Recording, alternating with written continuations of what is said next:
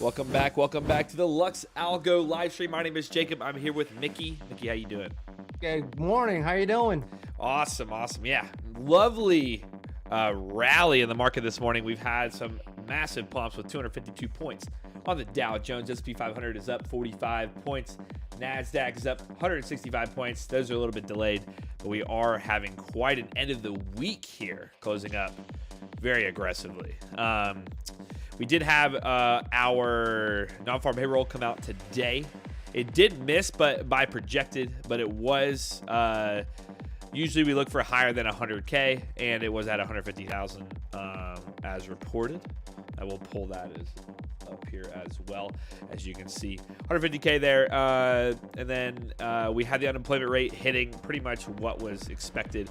It was 0.1% higher, but again, overall, even with non-farm or non-manufacturing prices, those ended up beating as well. So, considering that unemployment rate is pretty much unchanged, we're assuming, and non-farm payroll being on an incline, I think we're looking good, and that's why we are rallying once again today. So, good morning, good afternoon, happy lunch, wherever you guys are in the world. We appreciate you hanging out. And as you can see, Mickey's got a new setup with the TV in the background. Pretty awesome. But yeah, let's hop into our charts, see where we're at. We've been in a gold short for a minute here, trying to get this to potentially test these other lows here, but waiting to see if we can continue lower.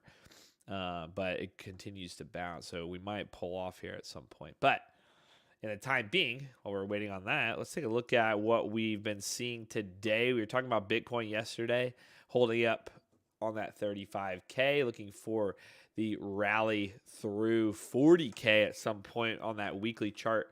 The weekly chart was inside. Remember, we talked about inside this breaker block. Hasn't really moved much since yesterday, so hoping we can get that potential continuation on Bitcoin maybe into this weekend or the new weekly open. But if this candle does close like this, we would have swept those highs and closed down. So if in 2 days we can close over the high of last week, which was 35,157, would be pretty nice. Honestly, just 35K above that would be great.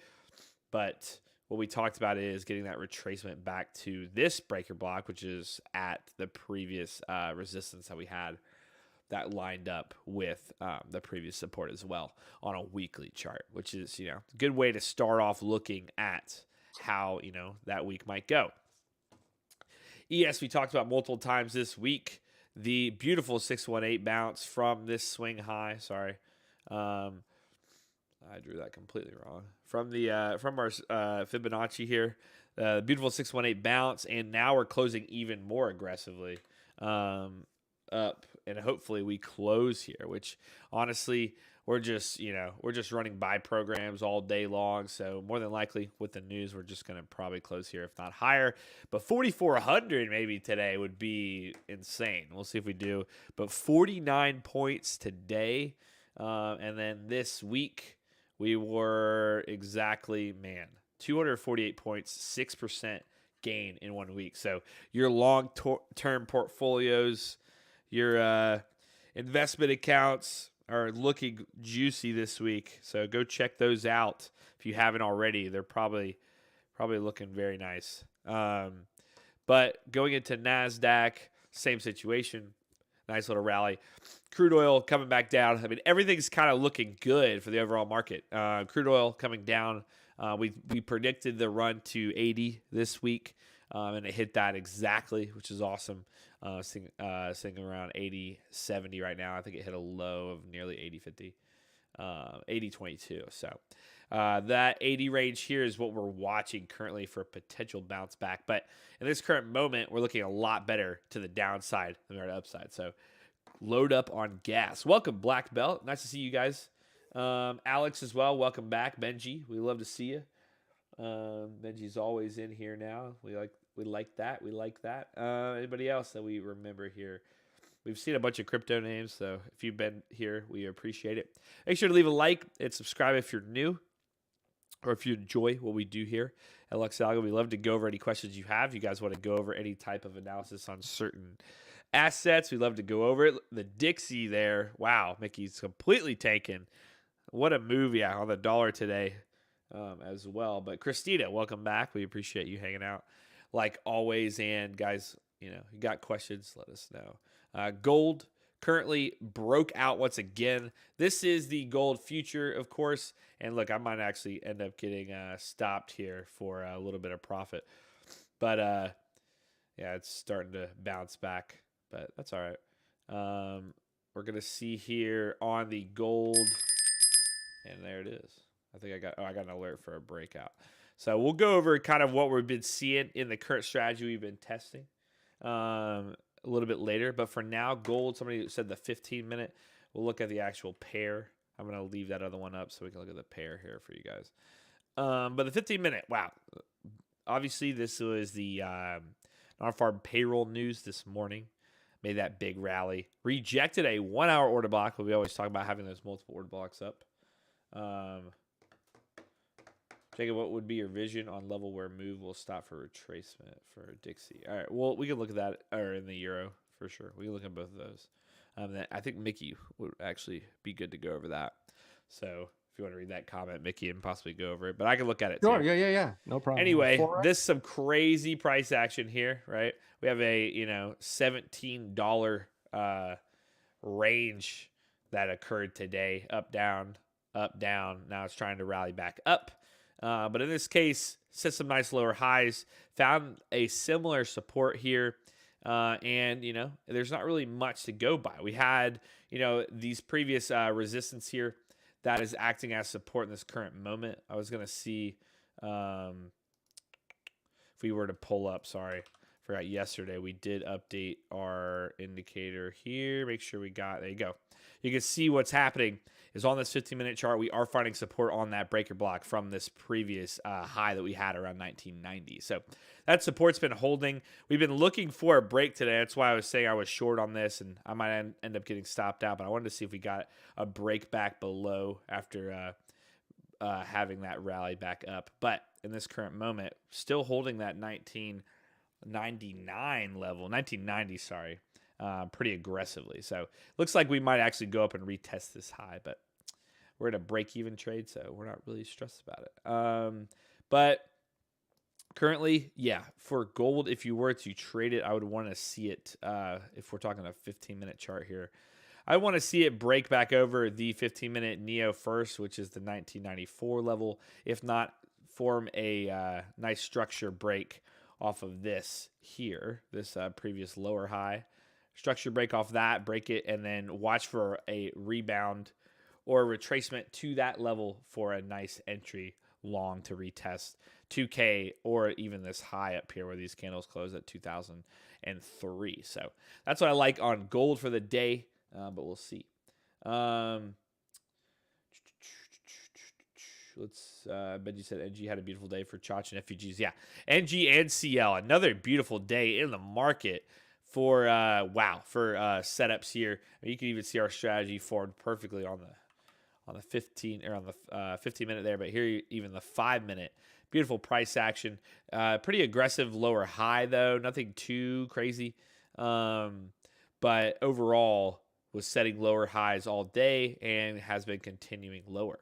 So we really like that. We are currently about to enter some pretty key levels here. 80 obviously very significant based on just the psychological level of 80.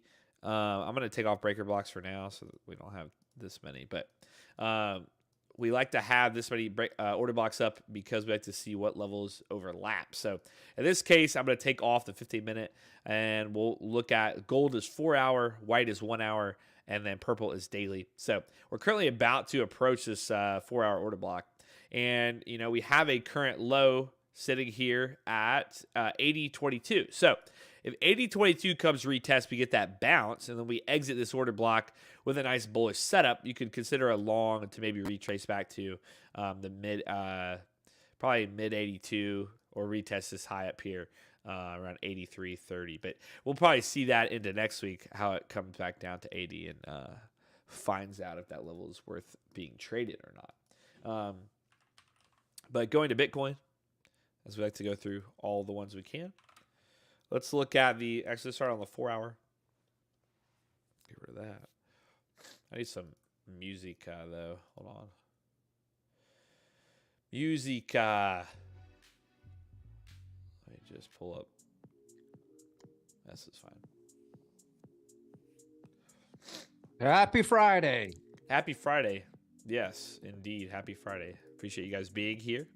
I know a lot of you Fridays just want to be done with working or whatever you're doing right now. That's for sure. Everybody like to leave a little bit early, enjoy the weekend. It's going to be a fun weekend. I'm heading down to... I'm a Tigers fan. If you guys are going to be in Tuscaloosa for the Alabama LSU game, hit me up. I'll see you there. But Bitcoin, this is what we watched before on that 4-hour. We briefly talked about it on the weekly chart, but let's look at the 4-hour here. We've been bouncing off this 1-hour and 4-hour order block, right? But, if we were to take just, trend analysis into play here, we do have a previous resistance level that we attempted to bounce through, but now we're just currently, trending back down. In this case, we would like to see if we could get a bounce here once again off this Neo Cloud. Notice, though, the Neo Cloud, in this case, has still stepped up. Hasn't stepped down yet, so that's a good case that this thing could possibly continue. But I would like to get through this resistance one more time. So I'd like to get through 35,170, and then I would like this in price action form to actually continue another breakout. Alex said, usually the case when stocks grow, Bitcoin and gold go down. Jacob, you think gold and Bitcoin are a safe haven in case of turbulence? I mean, gold is always, everybody, you remember during COVID was like, buy gold, because at the end of the day, it could end up being, a safer play rather than, having your money in these companies that were losing money all through COVID. But, it's always the case where, if the entire stock market is going up, then you'll probably see a bit of a retrace on gold. But gold usually, nowadays trades, how it wants to. But, yeah, I would say oil and gold can be good, and nat gas can be good little holds you can have in there to help hedge your positions. Thomas, we appreciate you. I'm glad you use it, just like 30 plus thousand other users. We're glad all of you enjoy the indicators. We try to make them the best we can for you guys to become profitable traders. Me and Mickey were literally just users of Premium, by the way. I was a very early user of Luxalgo. That's how I, became a part of Luxalgo. I've been using Luxalgo since they launched. And so we're not here to just say, hey, we're not using it. We're just, putting it on our charts because we're Luxalgo. No, we actually, me and Mickey use it every single day with our own trading. So that's why we're here. And we were previously users before we joined the team. So it's always fun to see people that are using it every day and being profitable as well as we are. So Alex said, volume sentiment on the dashboard, same concept as money flow also. Yeah. Volume sentiment is always a good thing to look at. I will say, with your overall analysis, you always want to look at multiple things that are going to help you determine your best possible entries and exits. Now, we say pair that, with some of the things you love with the premium indicators. If you're used to, trading news, used to volume analysis, stuff like that, you use a different indicator, that's fine. You can use whatever you want to alongside these to help you figure out what your best entries are. But again, for Bitcoin, guys, still in this little bit of a downtrend on the 4-hour, I would like to break out above 35,165-ish. 35,200 would be very nice. But Mickey, you want to go over the DXY there with the big sell-off, what you're looking at? I know you said you're looking at ES as it entered the daily OB today. OB as an order block. For those of you that don't know, if we pull up our daily order blocks here, you'll be able to see, boom, daily's purple inside of it. I was watching it when I posted the chart for you, right? I was watching it, but no play, but I'll explain why no play in a bit. No play, or you're waiting for a play? I'm still waiting. You Wait. know, the short didn't set up, and I'll tell you why. I mean, Yeah, you got the floor, my friend. Your screen's all up. right, sounds good. All right, let's go over to the ES. Let's well, let me preface here. The gray tone order blocks are the time frames order blocks. So I have a 4-hour time frame chart. All right. So these blocks are 4-hour order blocks. Okay. With the 4-hour chart, I really love overlaying the daily order blocks. And with the daily, I changed the colors so I can easily distinguish which order blocks are which order blocks. Okay. So the green and the red are the daily order blocks. Okay. So after the NFP news, you know, my view on the NFP news was the job market's still good, you know, but not as good as they thought it would be, right? So that could be a little indication that the job market may be slowing down. Thereby, JP might slow down on the rate hikes. Thereby, the market is happy, screaming up, right? So, in the room during this bar right here, all right, I was watching for the retracement. Mr. Retrace. Yeah. Where you at, Mr. Retrace? Mr. Retrace. All right.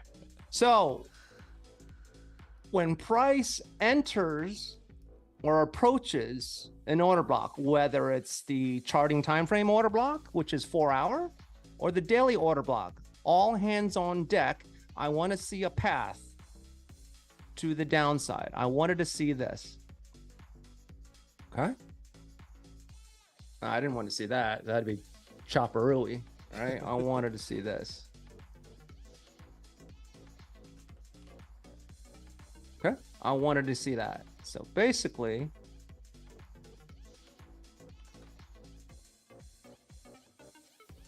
that I wanted to see that. And it actually did happen, right? Price did retrace. It did break down below the daily order block. It did. It came down right around here. And you would think, wow, Mickey's concept is good. I'm taking the short right here. You could have won if you scalped at a few ticks, right? But I didn't take the short because this is what I saw. I go down to a 15-minute time frame. Let me delete the drawings here. Go down to 15-minute time frame. Okay. All right. So the red. Yeah, hit that like button. Yeah. So the red is the 4-hour order block. Right. And the gray tones are the 15. So when price broke below those order blocks on the 4-hour chart, right? I did get a pivot fractal. I did get a permission to enter, right? I did get the permission. Permission. Yeah, right. But That's awesome. Since price already He told me I could enter now. already matured, there was a level down here. It's gone because it's mitigated. There was a level down here, right? There was a level down here. It's already mitigated, so that's why it's off the chart. I stayed away because I'm not going into another order block on this lower time frame. Hell no, not going to do it, right? It's Friday, sat on my hands. Guess what? Came down, rejected off of that order block. And now it's inside, chopping around a little bit, right? Why do I say chop? Isn't it screaming higher? Yeah, it's screaming higher from early in the day. But in here, it's chopping. Take a look where price hit here. And take a look at this. It revisit. Now it's coming back down. So that is chop. within 2 hours, price revisited that same level a few times. All right, so that's how I read it. Did I miss some good trades? Yeah, because I wasn't awake. Right, and there was news. Where was the trade? It was right here, of course. Right, 15-minute. Here's a breaker block. The price broke out of the breaker block. Let's just say for you scalpers, you don't want to do 4 hours. You don't want to do daily. I get it. Right. So let's just say you use 15-minute as your trend bias. No problem. We could do that too. Right.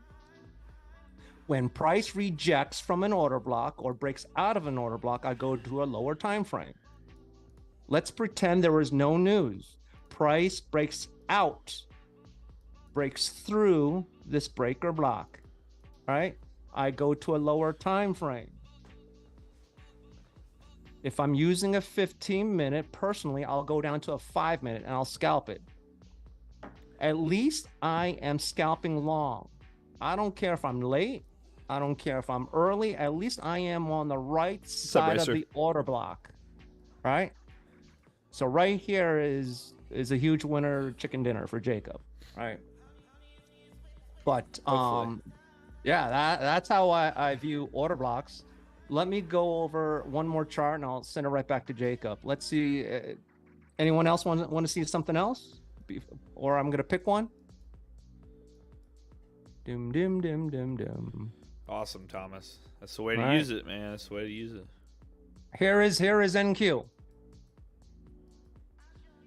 The prime setup for me is when price revisits an order block that was formed in the past. What do I mean by that? You see this order block? When price was here, this order block was not here yet. The order block plots when the structure confirms, right? So when price broke above this higher high, right, which is around here somewhere, that's when the order block formed back here. So this order block is not in play. This order block is in play for me. This order block is a previous order block from a couple days ago. Or last week. This is the play. I'm looking for this. Get that. Those are my old trades. I paid mortgage with that one. All right. I was looking for a short. It almost did. Look. Right. But it did not touch the order block. I wanted to touch the order block. Or I'm looking for this.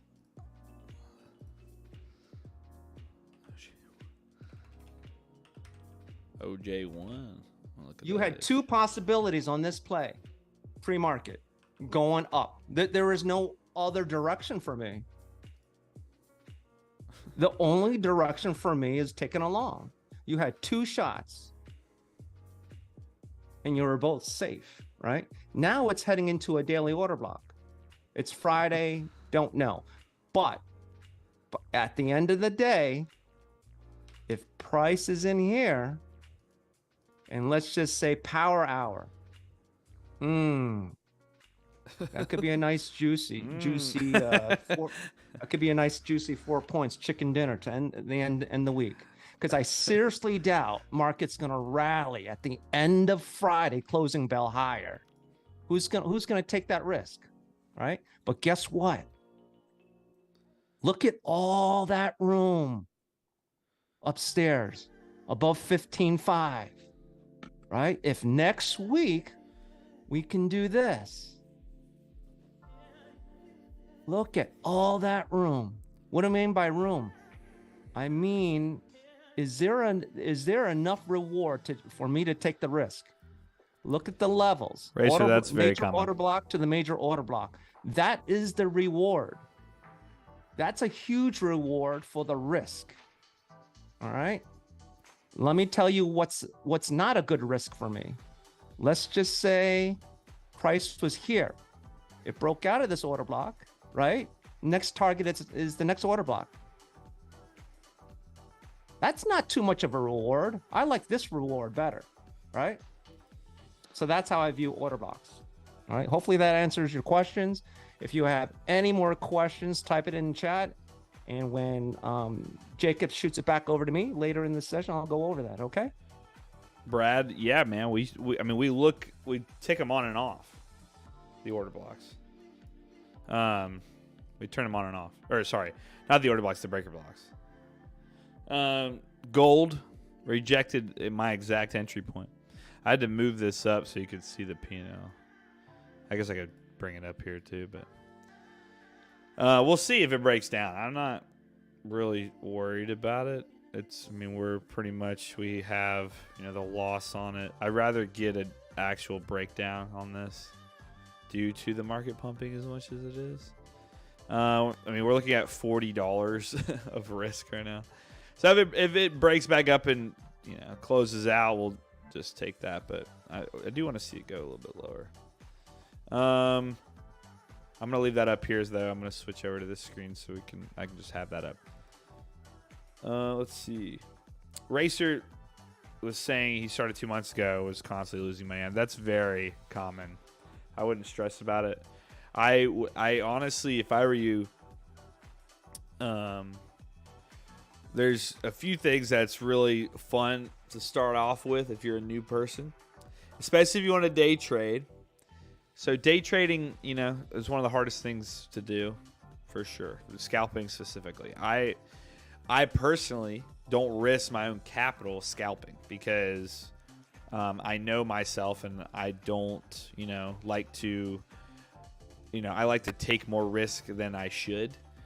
So that's why I trade prop firms. Like I do these prop accounts because I'm not risking my own money. I'm going into it, spending, I don't know, $50 for the month, and then I can just, trade the value in there. And if it's gone, it's gone. I haven't lost any money of my own.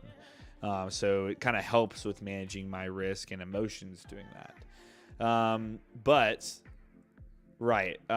would just practice either the issue with paper trading and practicing is you don't want to do it too long because then you're going to get that sense that there's no risk at all. So I would recommend doing a prop firm account when you're newer because you at least have that little bit of, emotion side in it to where it's saying, hey, you could potentially be trading, and like get access eventually to $50,000 of trading or whatever account size you pick. But you still have that aspect of being able to lose money because you're still against a challenge. And in that case, it's going to help you become even a better trader and you're not risking anything. But if you're just paper trading with absolutely no risk, it's going to eventually kind of not help you at all. So that's why I personally recommend trying, especially if you want to be a day trader or scalp, trying prop firm account. Spend top steps is $50 for the first one. It's going to teach you how to be a successful trader. You really have to, treat it as a challenge, like trading as well, in general. Even if you were to trade with your own capital, if you don't want to do a prop firm, go look at the prop firm's rules. Go to multiple websites, look at their rules in order to become funded, and then apply those rules to your own trading. And then, you'll see a significant change. But honestly, just open an account and do that because it's going to help you with your emotions. Does Lux Algo have an indicator that determines if the market is in a range? King, I think we went over this with you before. Yeah, we have. A lot of our trend following indicators will tell you if it's a range or not. In this case, let me see here. When you're in a range, on the oscillator, we've talked about this. Look at the difference here. So in this part right here, look at the amount of turning points on the oscillator that you see back and forth. There's no reason to be trading when it's like that, right? Same here, a lot of turning points, it just keeps occurring. We want to see this right here. See the gaps between these turning points? That's a trend, right? So in this case, we broke down from a bullish money flow. We broke down in, we came up, set one baby turning point right here. If you would have taken an entry, you would have had it right into that daily order block on the 4 hour. and then had another turning point. So there you go. I mean, it's pretty simple identifying when you're in a trend and when you're not. It's just even with the oscillator here. Just watch the amount of turning points that are occurring. If you go into the signals and overlays as well, Smart Trail is a good one. Identifying if you're in a range or in a trend, based on how it's flipping, right, or if it's flat. We've talked about this. So here before, see it's this was just came out of a trend. That's the other thing is like see if it just came out of a trend. If it came out of a trend, broke, see how this is flat, and then this is kind of flat. It's not really there to tell you, that there's a trend happening because it's not going anywhere. So you can use the trend following tools. Didn't go anywhere, and then it angled straight down. So that's just another way of going about whether or not you're in a trend or not. Whenever I take any trade, it hits stop loss first, then it goes in profit. Then your stop is too tight. You're treating your stop loss way too tight. Just stretch out your risk to reward a little more. What you do is you take risk off, you size down. If you normally trade 2 lots or 3 lots, you size down to like 1. All right, and then you increase your stop loss as well. What about the catcher and tracer for trend following? Yeah, you can use those as well. These are all trend following tools under the signals and overlays. You can use all of these. In this case, I'm gonna take off the Neo for now. Watch how it's acting. See how it's flat here. Wouldn't trade during the flat. You can see the difference between these as it's moving, right?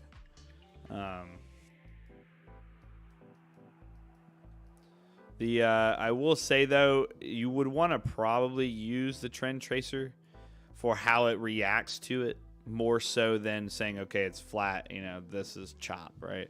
I mean, you could tell it is chopping here, but it was currently still in a trend. But yeah, in this case, like you're going to want to just like probably use this alongside like the oscillator to notice if it's a chop or trend. I trade in 1 lot. Wait, okay, so what are you using, Racer? Are you using a prop firm account? Are you on Top Step or something? Because if you're trading minis. You shouldn't trade minis. You should trade micros. You can always size down, I promise. If you're trading 1 mini, then you shouldn't. You should trade, especially if you're on one of those smaller accounts. If you're invested and you have let's say you have $1,000 account, you want to trade futures, which you can. There's no PDT rule trading with futures. If you have $1,000 account, the best way you can you can even go on TradeAvate's website, and this will help you as well. You can go to margins, and you look at these margins. I can select ES. Here's your ES. This for ES Mini, it's requiring to trade $500. That's like, I should have 10 times that if I want to trade 1 mini. Okay. So either 10 times it or at least 5 times it. Like to trade this, let me see. Let me look at the yeah, I would want 10 times. So your options trading. You just said you're okay. You're confusing me. But again, this is just a rule for everybody.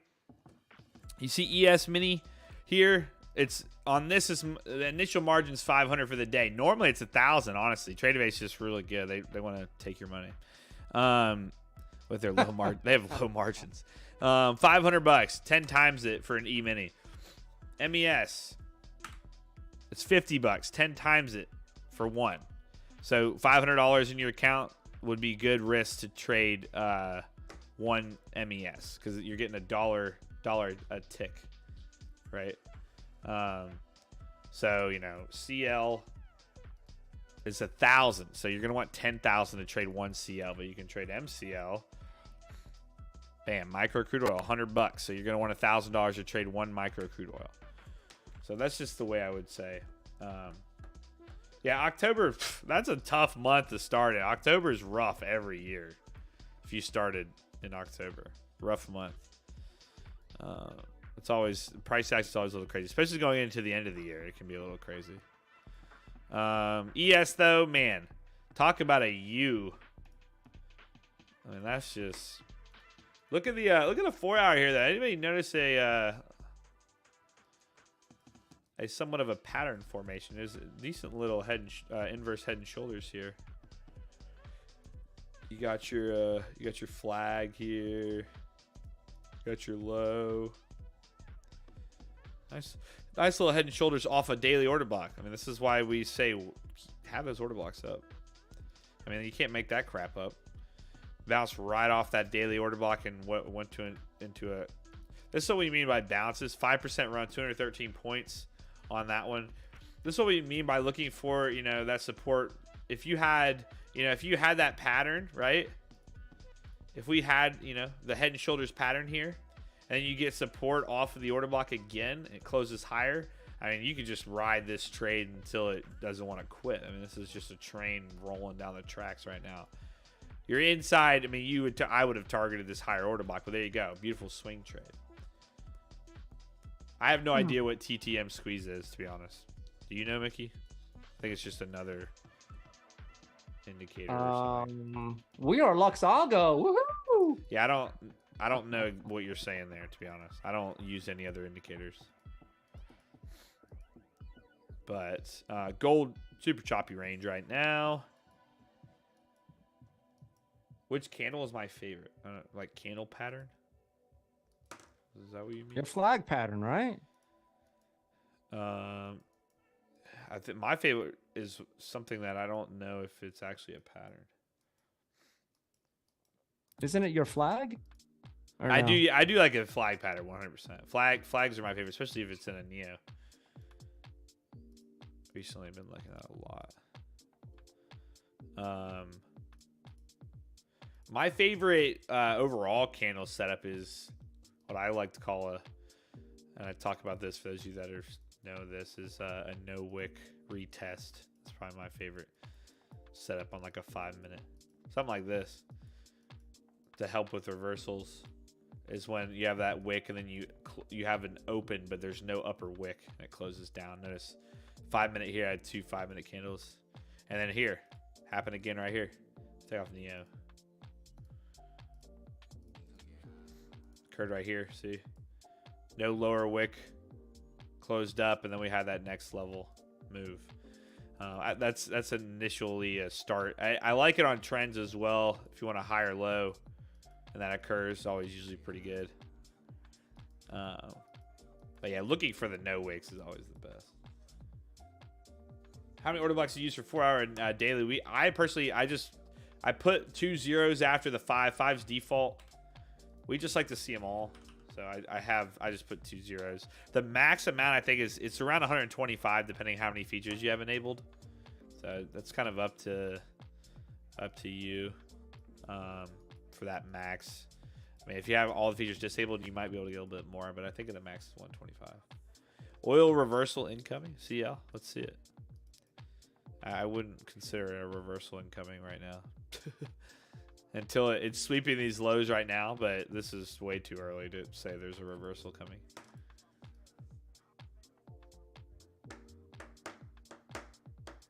But we'll see. Maybe. Nice move. Nice move for sure. I will say that. The man, everything cranked today. Oh, did you see Mickey? I think I would assume Euro USD is in a daily order block.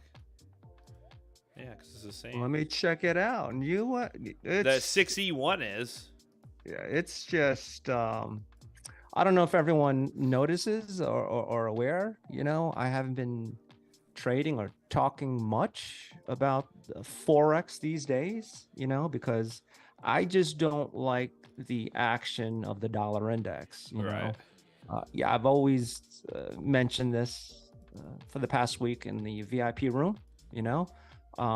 It's trending in a certain direction, but I just do not like the price action, thereby choppy Forex pairs, that are heavily correlated with the dollar, right? So that's why I'm concentrating on the futures for now until the dollar behaves for me, right? But I'll go ahead and show the euro and other charts after Jacob gives us his little secrets here in a little bit.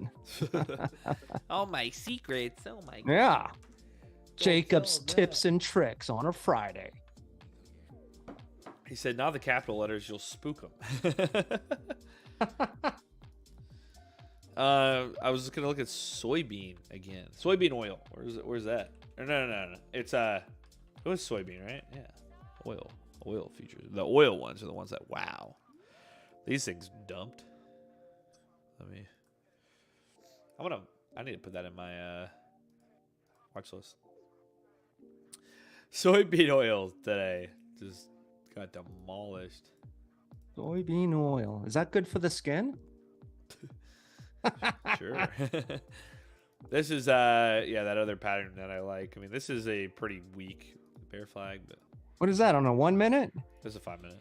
Oh, 5 minutes. A little weak bear flag there, but if you see it, we're starting to notice for the Neo, like looking for flags that have formed inside of these Neo clouds.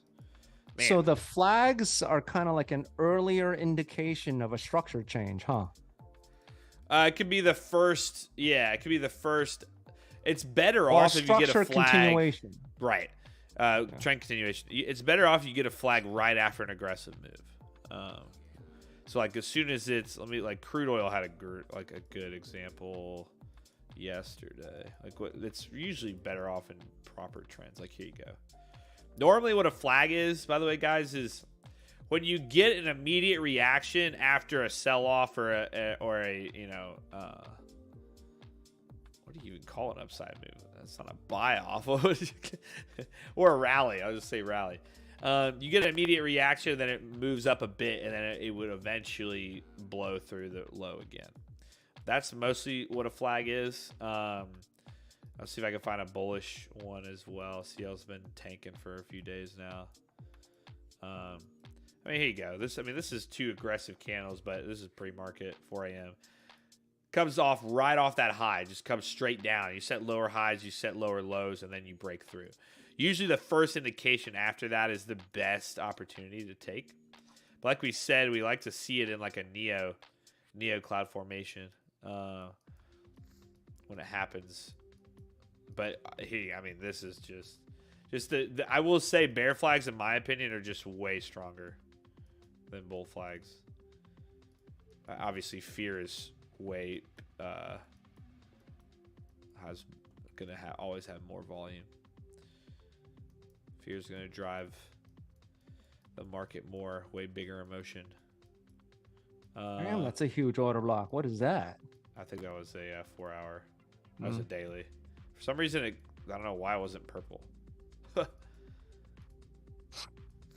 Is our GC finally coming back down? This thing kind of froze again. This is what happened to us yesterday, late day. Yeah, I was gonna see. You can tell the amount of bear flag examples versus bull flag. This is gold though. See if ES has one. Might have had one this morning. Not really. Just higher lows of where it went. I love them though. Here you go. This was yesterday. This is exactly what we look for. Lower high. This is a pretty clean one. And lower low down here. See it? Boom. Then it breaks. You trade the break. You want to see a candle close. You trade, it's always good to probably you wait for like here and then take it or try the breakout. But essentially you want to see at least 2 lows and 2 lower highs, or you got a high and a lower high and then a low and then a lower low. You want to see at least 2 of those. You wait for that break. NAS 100. Oh, have my order blocks up.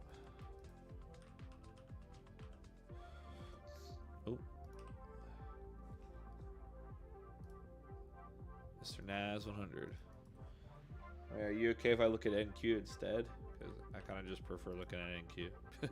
But I guess I could pull up NAS 100 because if you have the pricing is going to be a little different. I go Owanda. NAS 100 today. Beautiful. Right into that daily order block, like you said. This one, here you go. Here's your bull flag. I actually had it today. Or yeah, bull flag today. High, lower high, and it broke through and rallied, right? So you would draw it like this. You just like that. You have a lower low there. You have to have lower lows. Remember that. Now this was a aggressive spike, but essentially this is why the Neo's good.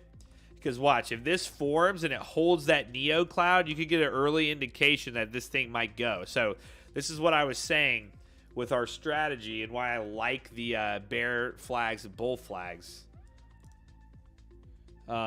Is because if it forms inside of this, we could trade it when it breaks back outside of that Neo cloud. So even if it doesn't break, even if it doesn't break the bull flag aggressively just yet, the Neo is going to help us indicate whether you can possibly get an early entry on. So when it broke out there, you can take your entry right on top of the Neo, and then target a new high or whatever.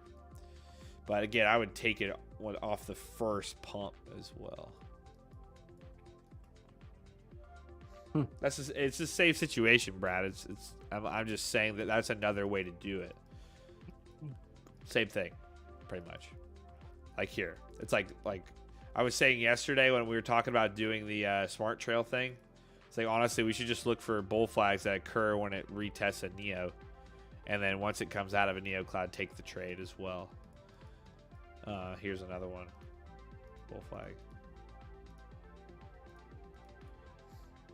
They come in all different shapes and sizes. But NAS 100 right now. Same as the NASDAQ. We were talking about the weekly chart.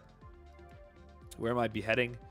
And this thing actually on a weekly is forming technically a long bull flag. Very long. It's actually trying to break out now. But I don't like this as much. Usually a bull flag, you want more of an aggressive move. This thing, it was aggressive, but it had a few days that were sell-offs. But same sort of situation in that sense. So we break out of this downtrend, above 1550 probably. 15,200. 15,200 would be really nice. Next week, we could definitely go retest that high, close to 16, maybe break out. But we did retest the Neo, and we're sitting there. Now we're breaking back up. Let's see if next week we can get over 1,500.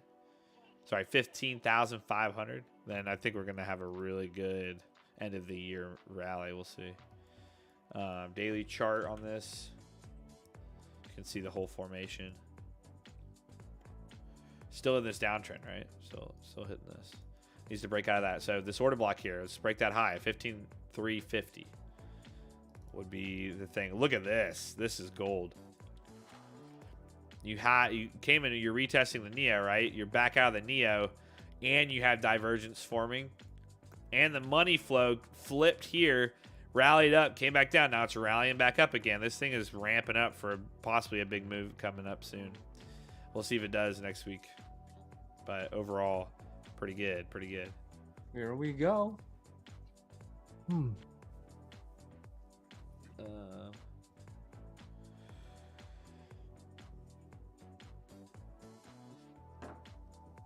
Benji, let's see.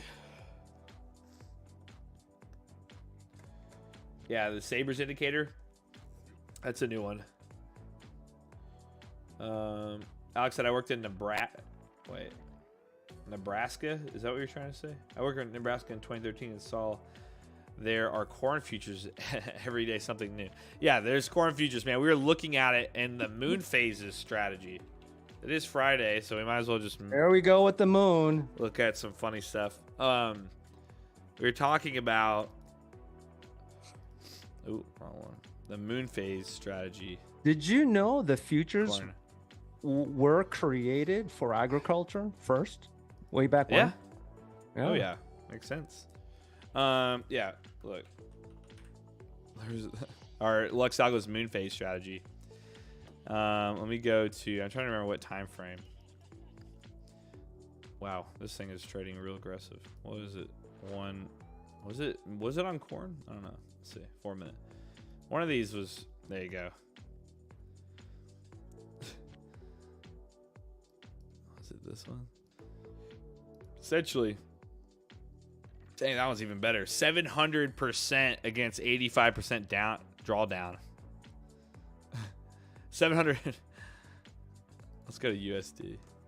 That's just in cents. There you go.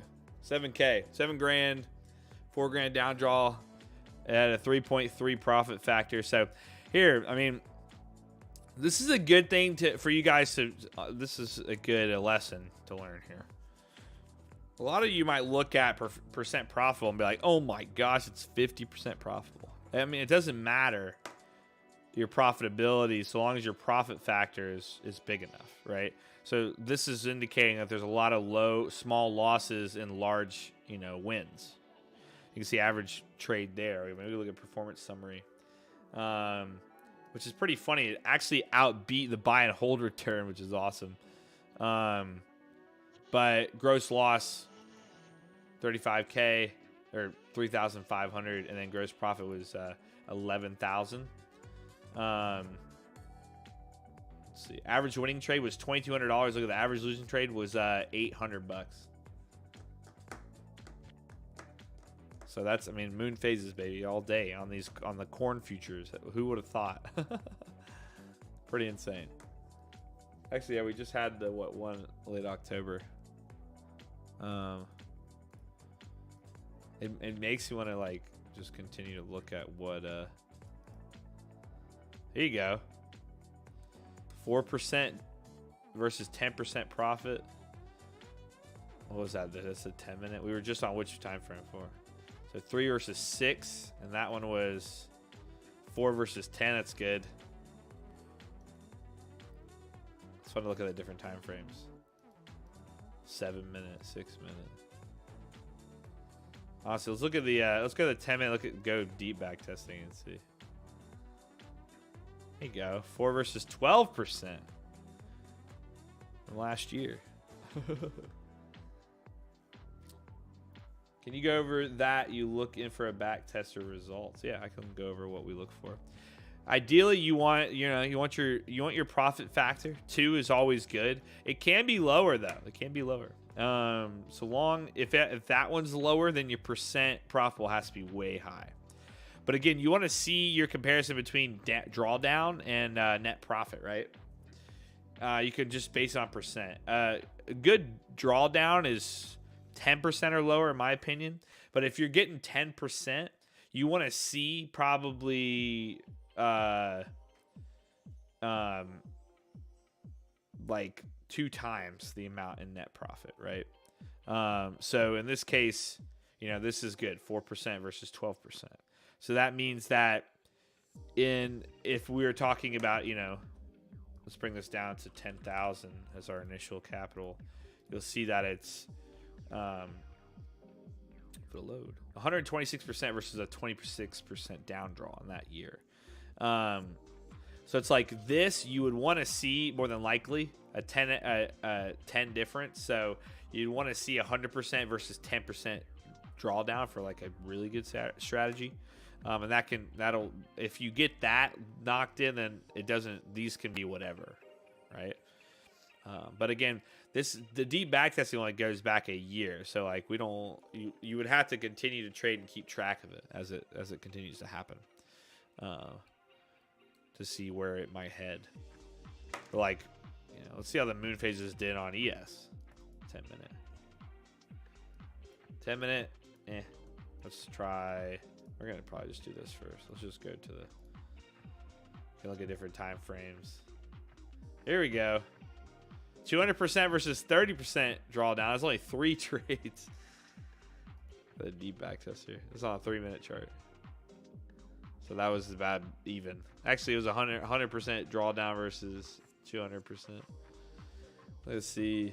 1 minute. 1 minute would be ridiculous. Oh, 1 minute's even better. That's crazy. Oh, they had no trades on the. It only took 12 trades though, over a year. That's crazy. Alex said, Mickey, when you started trading, did you shout buy sell on the trading floor, or was it always online? I wish. I wonder how this trades on like CL. or gold. Let's see how it would trade on gold. I did meet a few floor traders. I mean, they had their old what do you call it? The smocks that they wear and little tags. You know, that was cool. Brad, you'd have to have secrets. It. You would have to. It just depends. You would definitely have to. You would have to come up with your strategy that would be that would fit the proper parameters. Gold not too great on the moon phases. Yeah, no, it's just been struggling.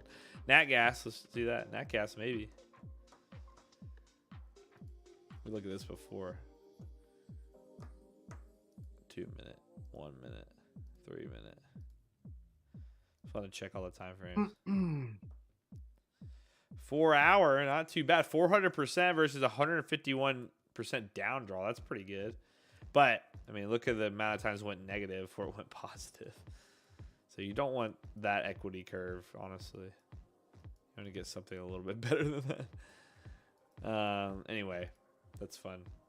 Let's go back. Anything? I mean, what do you guys? If you guys want to look at something, we can. Otherwise, I wouldn't mind. You know, could go back and play around with replay mode. Come up with strategies on certain ones. Whichever works for you. Whatever you guys are thinking. Hola, Diego. How you doing? I think we got stopped out on our gold trade, sadly. It's all right. It was a break-even trade. Today, a little back and forth. I'm looking at potentially taking trades when they occur in a premium or discount. I mean, it makes sense, right?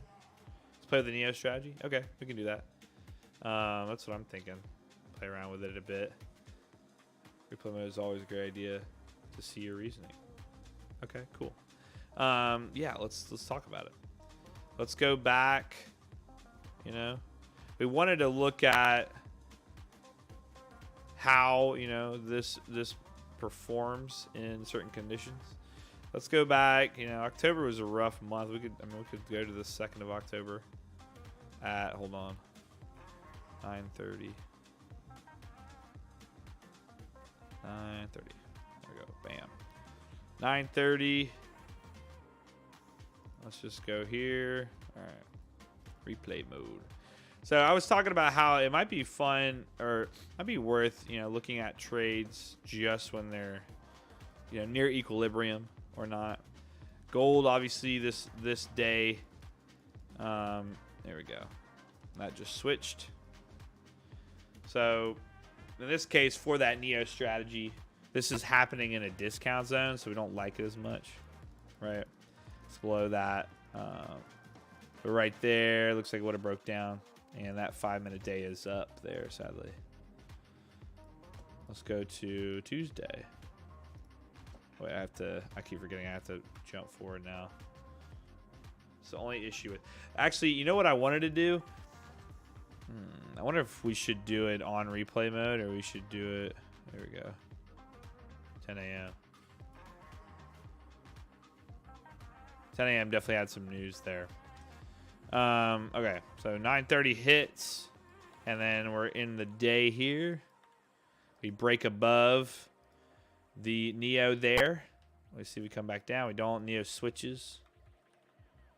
We're breaking now below the Neo, which was on the equilibrium, which might not be this, in this case, might not be a bad setup, but it still breaks down.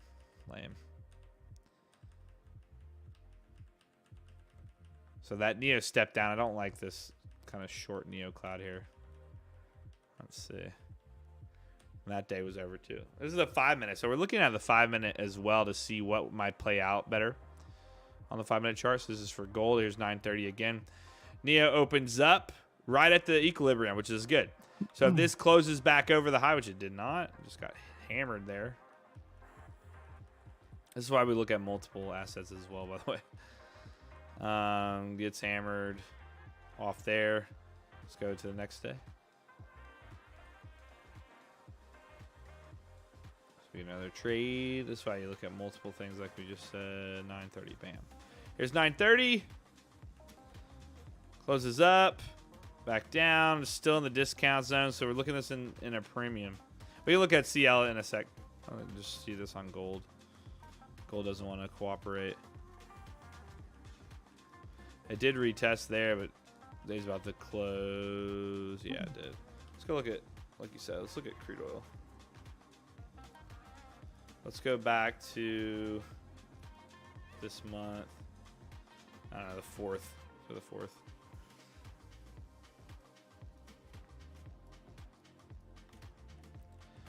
All right, here we go.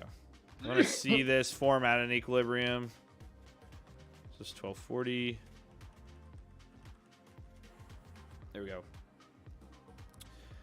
All right, essentially this is where we would close. I mean, let's see here. It needs to close under. Okay, I got to close under there. And you're Are you on short. Colgate or crude? Oh, I am on Colgate. What am I doing? Yeah. I need to brush my teeth now. Still though, let's just see. Does Colgate pay? Does Colgate pay the money? Pay the big bucks. Swing low. Let's see it. Colgate, where you at? Oh, Colgate. Sorry, that was my bad. I don't know. Oh, I have algorithm. I see why I did that. Okay, my bad. Colgate. I'm just so fast at it nowadays. It's like I don't even like think twice about it. Let's just go here so we are into the next day. Go to 9:30. I like trading just New York session. There we go. Bam. All right. Where you at there? Premium discount zones. I hate when you mess up. There we go. There we go. Okay. Bullish. Break the low. This is exactly where we want this to occur, right? Doesn't do it. Rejects. Drops through. In that case, this here is quite interesting. We wouldn't take it, but it almost had a chance to form a bear flag. See how it set another low here? If it didn't, if it just rallied up from there, we would have liked it. But it didn't, so. Oh, I did not mean to hit play on that. So this day would not have had a trade. This is a 5-minute too. Like we said, we were trying to figure out the best time frames to trade this in. 5 minutes always, you know, the usual go-to to see what's up. Okay. This here forming, trying to at least. Did break there. Let's see. Nothing yet. Here we go. If it comes back down here, give it to me. Okay. Let's see it now. Okay, so this is where I would take that initial long. I would set up a long here. This is right above equilibrium. I like where you can see the screen behind Mickey. That sounded cool, yeah. All right. Stops here, obviously. Take let's see if we can actually get tagged in. That's the first step. Okay, tagged in. See if we hit it. Get up there. Actually, our take profit was here. Sorry. So we did hit that. I remember I always say take profit is at the closing of these highs rather than the actual high. But let's see if it continues to run. So that one would have triggered. I want to hit on that 5 minute. It was a nice little 5-minute trade. That would have been what? Long here. Take your profit there. So $500. One trade. Boom. Easy. All right. This one's in premium already, but this is late at night. Let's go into market hours. Boom. 9:30. 9:30 hits here. Breaks down here. I will say that usually the first few candles is not really worth trading. You want to see where it goes after that, and then you go for it. Because this is forming in a discount zone, if this small cloud breaks, we're just going to see what it does. So it closed up here. Let's see if it actually... This is very low risk too, which is nice. So we would have gotten tagged in there. This will be a good indication of whether or not we should take this or not. Ever again. Boom. Hits. That's a 300 bucks. If you would have targeted, you know, these candle closes up here, you would look at 500 again. Hits it. All right, 500 on that one. Nice. Barely. Almost got tagged out. Happens again there, but look how it just the premium jumped. Let me see. Where does it jump, though? I probably wouldn't be taking it again. Not after the first time. We're going through a strategy we like to watch with the Neo Cloud. We're trying to figure out the best way to go about it. This is what I mean by bear flag, though. Watch this. Let's see if it sets a bear flag. Ah, see that actually rallied. All right, day close. So that week alone, 500 bucks. Neo Cloud is in the price or is in signals and overlays. We've been playing around with it. We had a $2,500 week trading it last week. 2 days ago, we hit a decent. We finally had a lost day. Kind of mess with that gain, but you know that's why we're continuing to test it, make sure it's viable. Let's see here. So this is what I was talking about on this is essentially is a well. See, it doesn't form inside that Neo Cloud, so we wouldn't take it. Let's see here. This thing just doesn't come back under. Next day, this crude oil we're using this on, we would be up 1,000 right now on the only trades we took, and we could use actually replay mode here in a sec. The only problem in the replay buy and sell, the only problem is it doesn't, like, you can't get precise entries. Let's see, 930. All right, market open. This thing just dumped. Wow. See ya. Okay, breaking back up. Here we go. This is happening in a discount zone. Breaks below. Does it flip? Oh, yeah, it does, sadly. Let's see, no trade on crude that day. Let's go next day, 9:30. Oh, sorry. Our setup occurred. Hold on. 9:30's here. Actually, we wouldn't take it. This case, I'm talking about whether or not we should take it inside a premium or discount zone. It's in premium. And look at that. So that's good.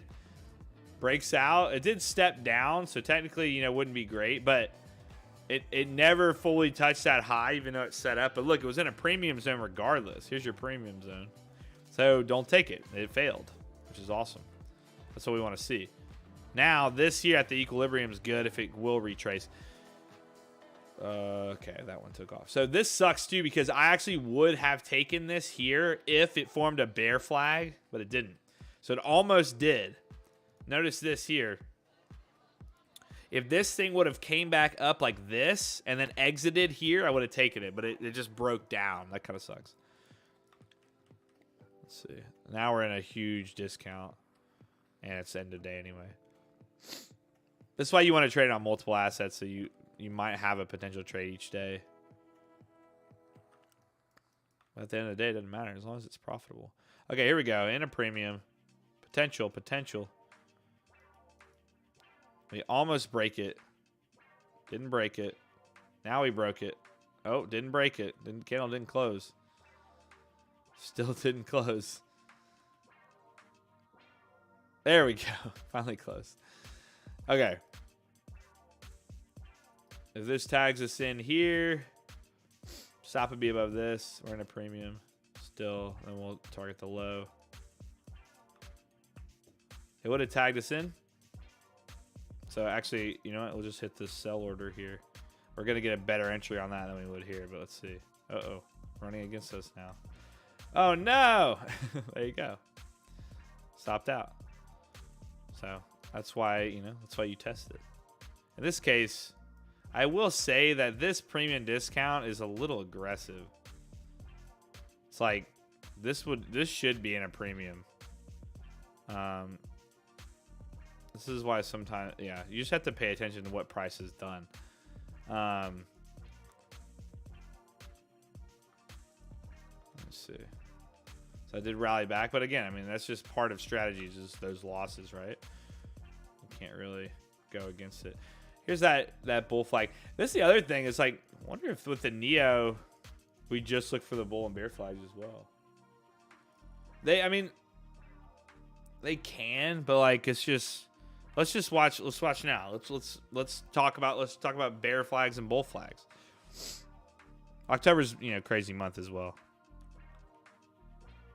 Hold on, let's get to 9 a.m. Okay. 9:30, 9:40. Okay, let's see if we get a bear flag here. Nope. Here you go. Here's one. Potentially. Nope. Oh. Honestly, let's see here. This is a pretty aggressive bear flag, but notice it came up off of a nice, aggressive volatility candle. This is very aggressive bear flag. Let's see if it tags that low. Yeah, see. Oh, maybe not. Ooh. Oh, it's playing. It's playing now.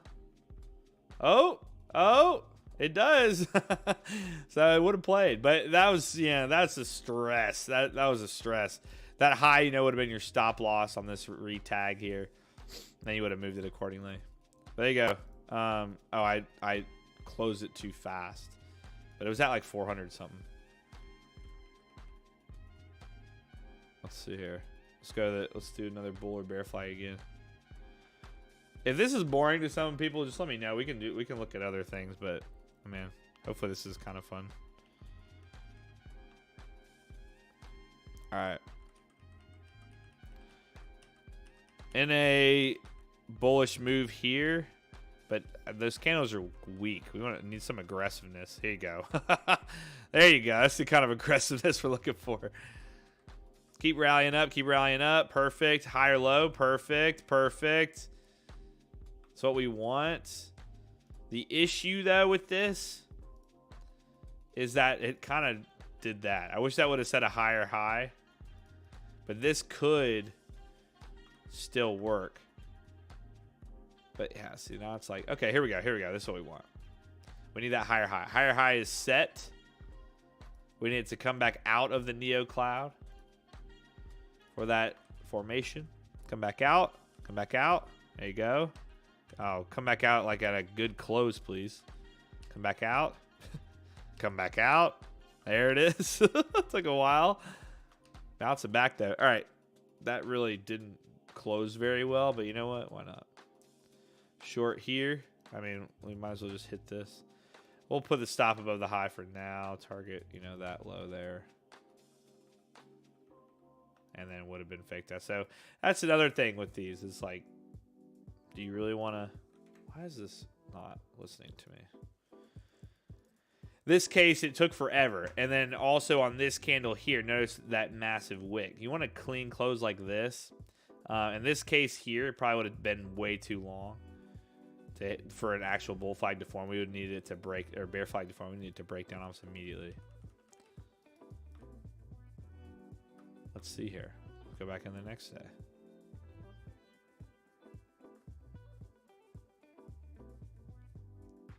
Yeah, Benji, it's all up in the air right now, right? We're still figuring out what works best. It's not. I wish I could just be like, yeah, it's one of those, but we're still figuring that out. All right, 9:30 hits here. Higher high, higher low. If this closes underneath it, there you go. Tag it. Tag it. There you go. Tags the Neo. Let's see. We would be short here, but I'm gonna just enter just so we have a number. I'm going for 400. Stops you out. Lame. Okay. What could prevent us here on this guy? Hold on. Let's go back a candle. Where are we sitting at? So this is what I was saying. Discount and premium zones might be worth it. All right, Scott, cool. We can pass over to Mickey here in a sec. We're just kind of playing around. This is where premium discounts might be worth it. We're in a discount, right? Not probably worth the short. So let's continue and see. This year it flipped. Okay, we're in, equilibrium. But again, yeah, it's market close. Let's jump into this next end of this week. 820, we're in premium. We're coming back down here. Beautiful. 930 hits. We're at a equilibrium. You hit that. Let's see here. Okay, here's your potential break. And it does break without us. That's interesting. Another thing you can do as well, which I've thought about, is getting a structure like this and then retrace entry like that. We could look at that too. Because wow, this thing just... Wow. See you later. Insane. To the moon. To the moon is right. Let's look. 930. Bam. Okay. I don't like filling up my gas tank, but chop. 930 hits here. Let's see now. This is where I've been intrigued on potentially. Okay, sweeps this low here. Oh, continues even lower. Good gosh. And even lower. We've talked about incorporating, market structure. I've also wanted to kind of look at, regular market hours. All right, let's take a look at this for now. And see. Just go back to the beginning of, let's try it. Beginning of October again. This was 16th. Let's try this with just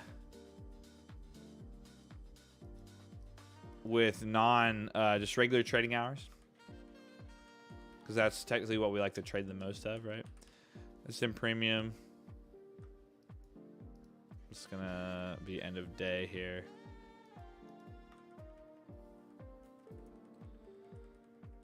Yeah, this is the one that we just looked at. We got stopped from that big flag opportunity. But look how, notice here, it didn't, if we were going to just with the break, and now you can see that change of character move.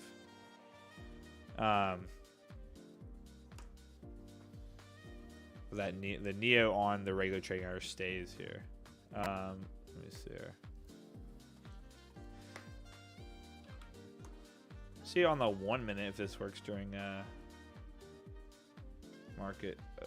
regular market hours. The reason pre-market is good for Neo Cloud is because it's forming based on the amount of volume and price action that came through after pre-market. So that actually there would have played off and hit, broke, closed up, and moved.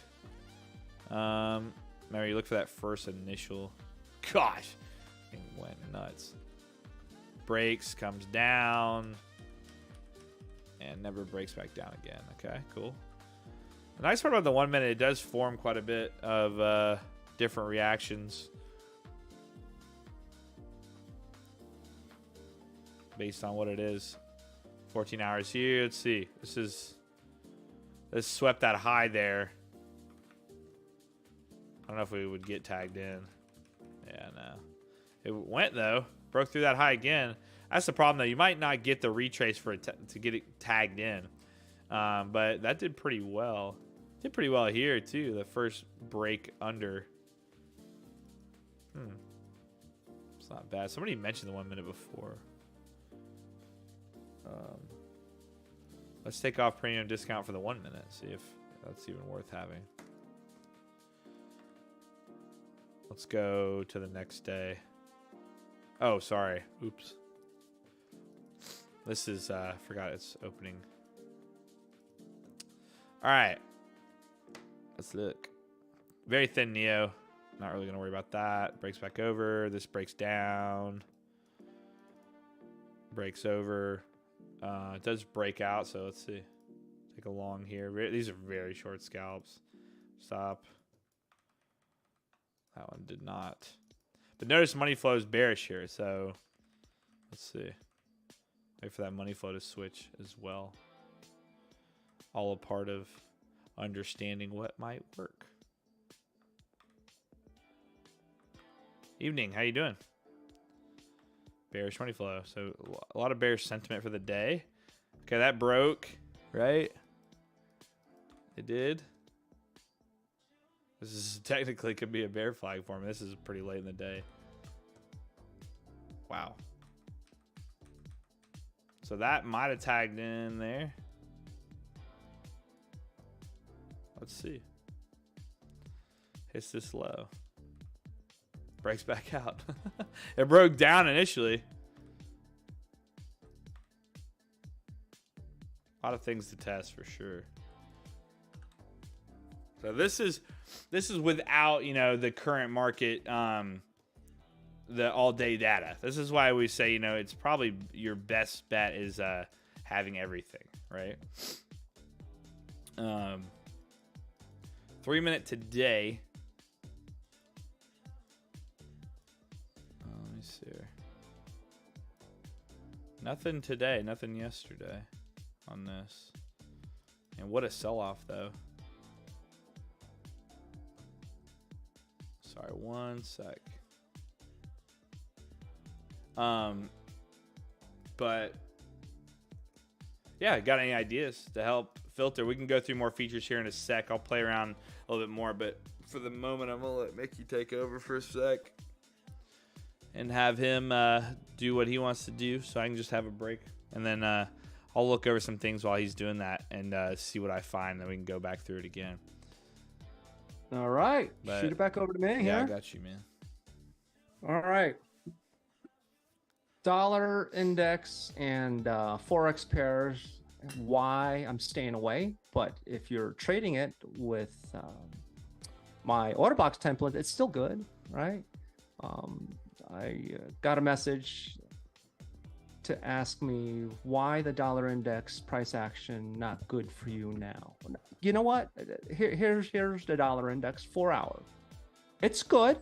You can still trade off of it per my rules. If I just kept on going, right? You know, look at this. Look at the rejection off of the higher order blocks, right?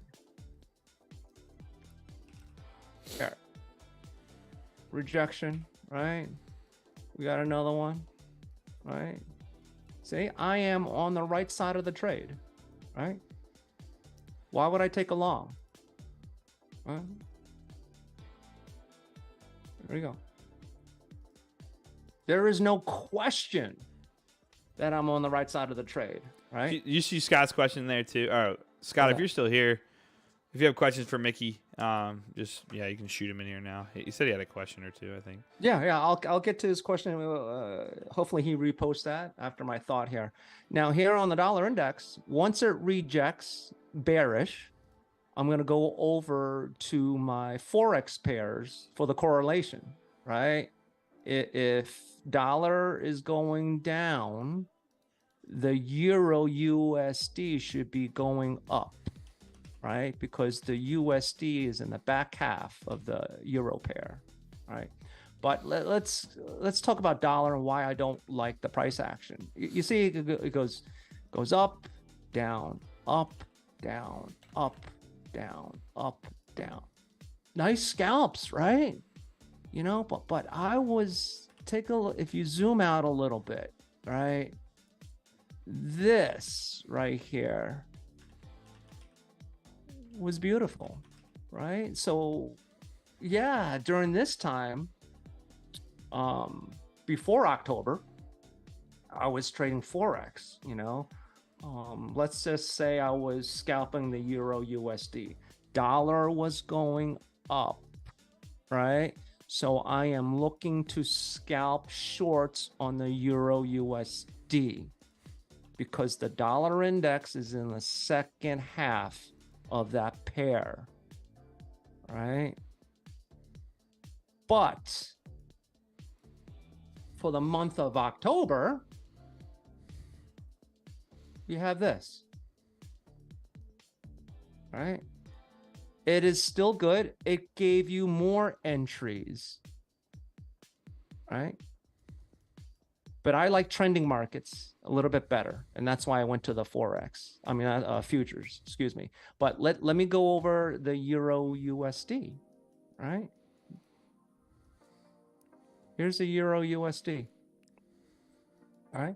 If someone held me hostage and said only trade Euro USD, I could still do that. That's no problem, right? I always trade when price reacts to an order block that was formed in the past. Okay. A 4-hour order block, gray tone, or a daily order block, color tone. Let's take a look at where we would have made the trades, right? I would have taken this rejection off of this daily order block. I'm not trading here because the daily order block has not formed yet, okay? This down move, that's when the daily order block appeared, okay? I'm not trading this because on the 4-hour, this order block did not form yet. It formed when price broke below this level, but did not confirm until the close of bar on that level, okay? So I'm waiting. Same story here. Now, here's a rejection off of a previous level. Taking a short, okay? There's no reason for me to take a long. Per my rules, I'm looking for a short. Okay, let's take a look at another opportunity. Okay.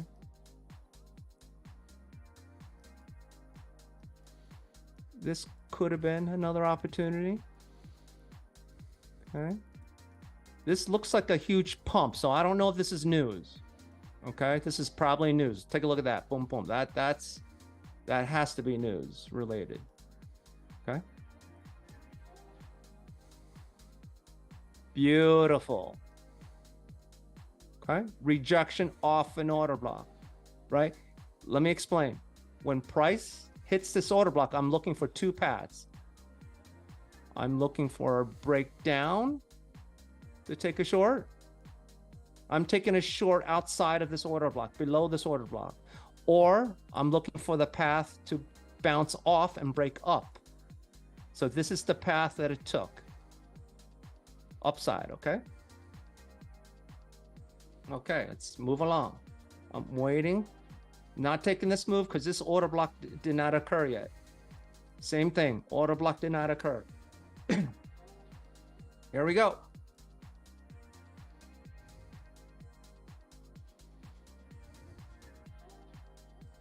I'm taking my long shots. On a lower time frame, I'm only looking for longs. Okay? I am looking for shorts. Price hit this order block and came right back down. I am always looking for shorts. I am on the right side of the order block. Take a look at this. I am looking for longs. I'm going to turn off the daily order blocks, green, because that green daily order block was not here yet when this move happened. Okay? Let me turn them back on now. All right. Take a look at this. This is probably news again, but it did work out. It rejected. Go to a lower time frame. Scalp your shorts. Okay. This order block was not here. Okay. So we disregard this huge move. Now we're heading into congestion. The rule is I wait for a rejection off this order block or a breakout of this order block. What happened? It broke out. So according to the rules, I take a long. But guess what? If I took this long, I was lucky. Winner, winner, chicken dinner. But in real time, no one can tell the future, right? I'm taking a long into another order block. This area right here, what is this? That's 10 to 15 pips. That is nothing on Forex. That is not enough reward for my risk, right? So that is why I'm not trading Forex right now, according to my rules. Okay, it's just a conceptual rule, right? And let me demonstrate something for you. Let's just say there was no such thing as order blocks. Okay. You remember a couple weeks ago, I said you can make a rule only trade Wednesday, right? So on Wednesday, so Thursday to Tuesday, you're prepared. You're going to be focused, right? You're going to be playing around on the other days, do some shopping. And then when come Wednesday, Tuesday, you're going to be stalking. Now you're going to be concentrating and focus. I bet you your win rate would be higher if you're limited to 1 day. Right? So same thing with order blocks. I'm using order blocks as an excuse for me to focus, to limit myself, right? I could also do this. Draw some random box here. What if I said this random, look, this is a random box. Use the same rule. I'm only looking for shorts. I'm looking for rejection. I'm looking for longs. I scalped it, break even, whatever. It's a loss. Let's just call that a loss. I'm looking for a breakdown. Nice play. Rejection. Nice play. Rejection. Small scalp, break even, or loss. Whatever your strategy in a lower time frame. I'm looking for a long. Nice play. Looking for a short, nice play. So you get the hint. I am using something to force myself to focus on something. It does not matter if it's an order block. You can use NeoCloud. Let's go to the NeoCloud. As an example, see, dollar's garbage, right? That's why I'm going to a higher. For an example, right? You could say, trade in the direction of the NeoCloud. Right here. This up move, right? On a lower time frame, only look for longs. Use a trailing stop on a lower time frame. NeoCloud bearish. Only look for shorts. Forget about the longs, because right now you're focused on shorts. There you go.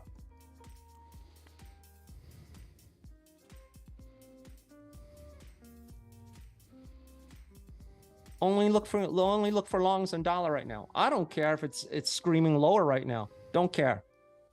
The longs are not there. My long setup is not there because dollar is like dumping. So what? Wait for another long setup on a lower time frame.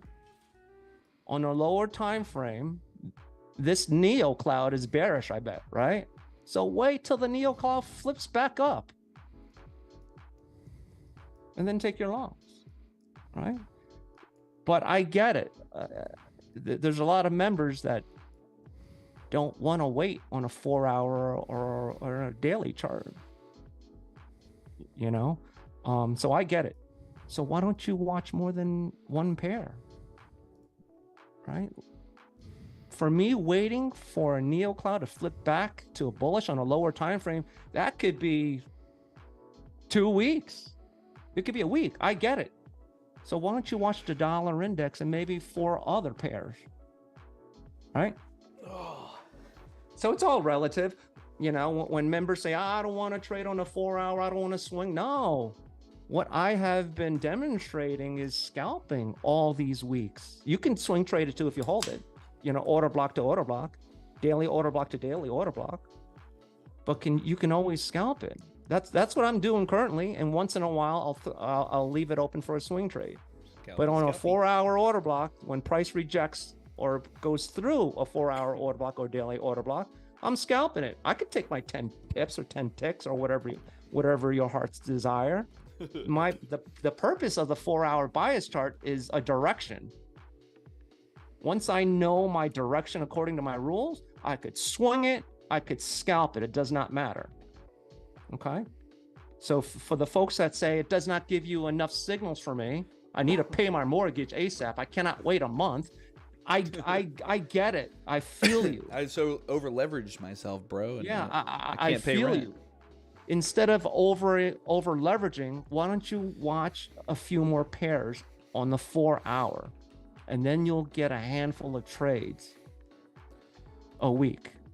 Awesome. Okay, if you don't like the 4 hour, use the 1 hour.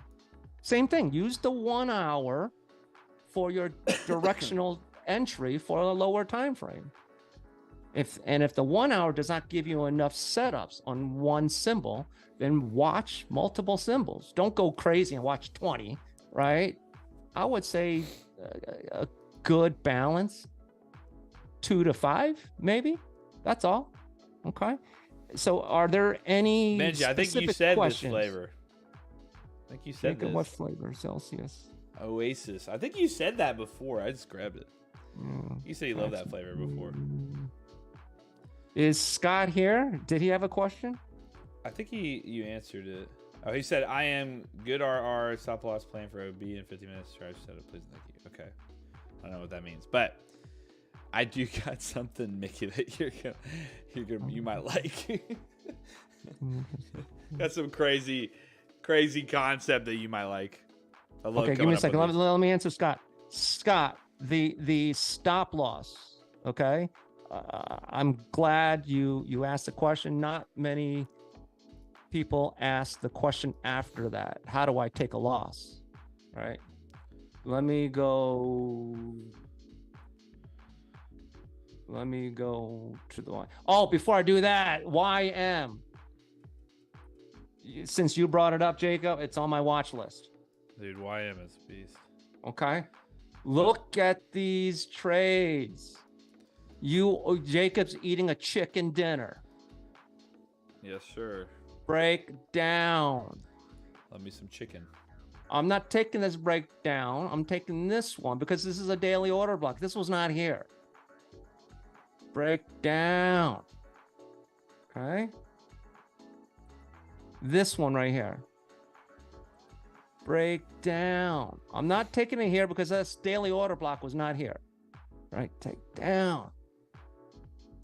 I'm not taking this here because this order block was not here until it broke this level. Okay. Here is the juicy one. This order block was formed many moons ago. Rejection. You see? For me, the way I set up my price action concepts and order blocks, I believe it gives me a high win percentage for the direction, for the bias direction. I'm not talking actual scalping trades, right? For the direction bias of my lower time frame, right? Take a look at this one. I am looking for a rejection to the downside or a rejection to the upside. Guess what it take? Winner, winner, chicken dinner, right? But let me use the YM as an example for Scott's question. How do I stop loss, to take a loss? Let's go down to a lower time frame. Okay. Here's a lower time frame.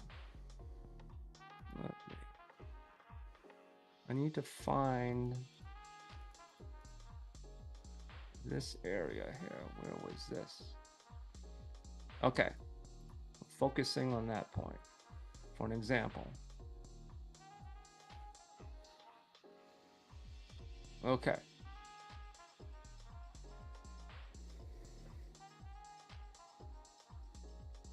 We're playing off of that rejection, you know, on the 4 hour. You remember? Said that was a beautiful one. This rejection. We're going long. Okay. Here's an example to close out, if it would have occurred. You would go long somewhere in here.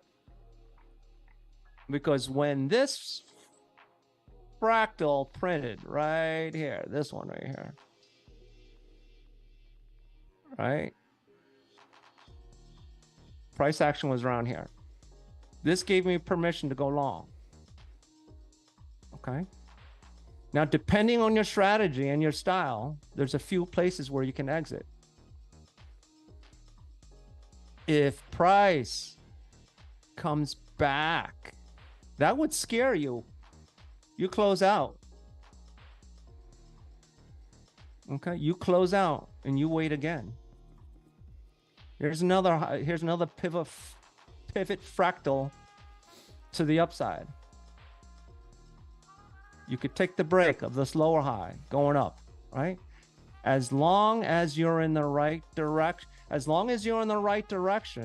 if price moves against you, that stop out does not hurt you. Okay? Let's just say we took a short. Let's say we jumped on the train. This move is going down. Down. You're loving life. You woke up late. You're having FOMO. Let's jump in. All right? But guess what?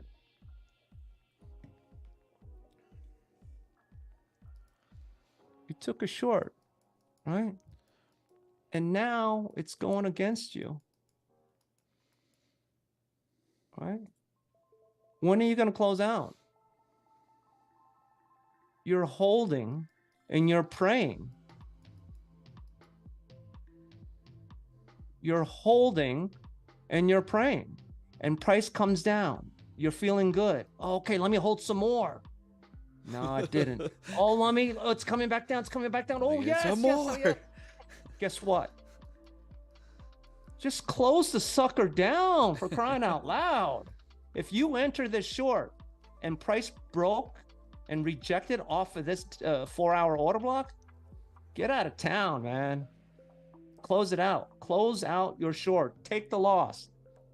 Hey, Ron, what any specific features that you want to go over? Because you can get A+ setups using the default. I can show you that. But anything specific, let me know. I'll show you what my favorite setup is. Besides, Brad, do you use alerts to help you watch multiple symbols? Alerts are good. Alerts are good. Use them, do you? No, alerts are good. The features are great. The alerts, the match setups, and the steps sequence. You know, if you use them properly, it is golden. But for me, I don't have a life. There you go. I have nothing else to do. I stare at my charts. Yeah, once you kind of have your setup, you can go through and scan them all yourself pretty fast and look for setups. Mickey doesn't really day trade, so yeah. For me, it's all personal preference, depending on what you have going on. You know, a lot of people have regular jobs, 9 to 5. Alerts helps absolutely, but for me, I don't have a 9 to 5 job. I don't have a life. I don't do anything during the daytime when New York session's open. I am just addicted and to trading. So I'm on my charts. I'm in Discord, and I try to find a setup every single day.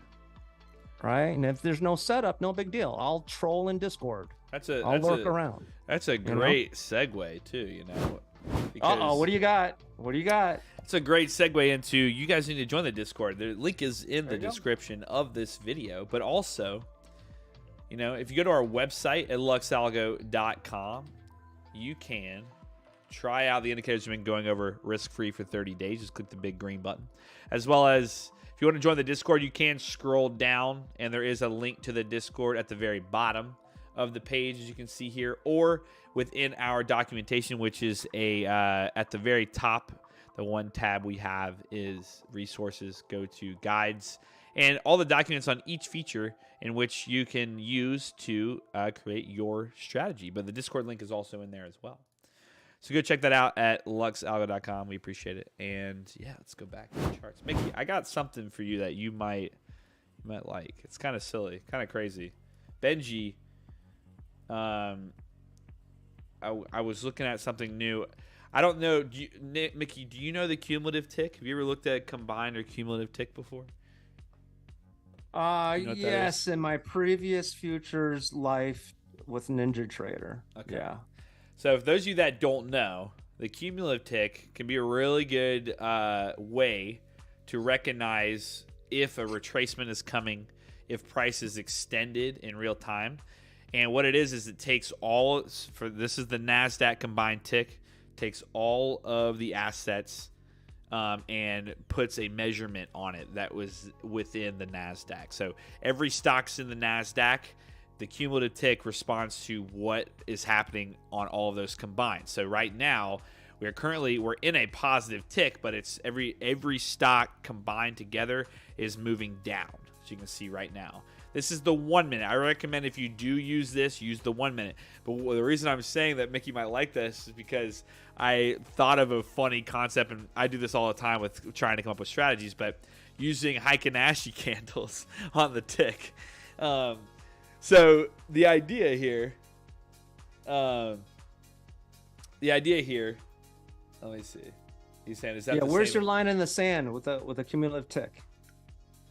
The idea here is to use it in tandem with the Neo Cloud, all right? But what's funny about it is you only take long trades. This is something that you like. Only take long trades when Neo is bullish. Only take short trades when Neo is bearish, like we normally do. But in this case, on the 1 minute. So for those of you that don't know the tick, the tick is like an engine, right? The stock market works like an engine. It's the best way to say it. If you put too much gas into your engine, eventually it's going to burn out, right? And you have to bring it back down to a resting state to cool off before it can continue, right? You can't just redline a car for, 30 minutes without it probably exploding. So it's the same concept here. The tick needs to get reset before it wants to continue higher. So usually in an uptrend, tick's positive. Usually in a downtrend, tick stays negative. But if you see an uptrend continuing and that tick, like right now, goes back to break even or negative, then it might continue to the upside. But in this case, what I was considering was, why don't we, go with Mickey's, no wick rule on the tick or on the Heikin-Ashi candles, using the tick in confluence with the 1 minute on the NASDAQ. Because we're looking at the NASDAQ tick versus the NASDAQ mini future, right? So if we go back to earlier today, here's the idea. When we had to go back, the current line that you see is where it's in comparison with the current price on NASDAQ. So this was earlier today at 11:21, 1 minute chart. Like I said, 1 minute chart's usually pretty good on the tick. In this case, what we're looking for is a negative tick during a bullish Neo cloud, but then with a no wick for our entry, for our signal that you want to go long, right? So in this case right here, we have the Neo that flipped. And on this candle right here, notice this one right here has no wick to the downside on the tick, right? On here, the NASDAQ, that's where it lined up. So if we looked for a trade now off the Neo, which we said would be off of this, like we talked before, we put our stop below this low, like we said. And then two things you can do. You could target a high like we talked about, or you could go until the tick's extended. Extended, honestly, is usually 1,000, but in this case, it can be different per day. But in this case, 500 was that extended point, or a previous tick high. The last tick high was right under 500. We waited for the next tick high. It was on this candle, which would have closed you up right here at 32 points. So 128 ticks on the NQ. So that would be our condition. Same with short. You would look for the same thing. But you want to make sure that it occurs in the negative on the tick side. So let's go into, let's go further. Look at a potential idea. All these are in the positive, right? I put a line here so you know what's positive, what's negative. All these are in the positive. Bam, there's another one. Let's go and see when our cursor lines up here. I love coming up with stuff like this, by the way. This is stuff I always do on the charts. Anyway, we get our first no wick candle right here. If you wanted to be safe, it could have been right there.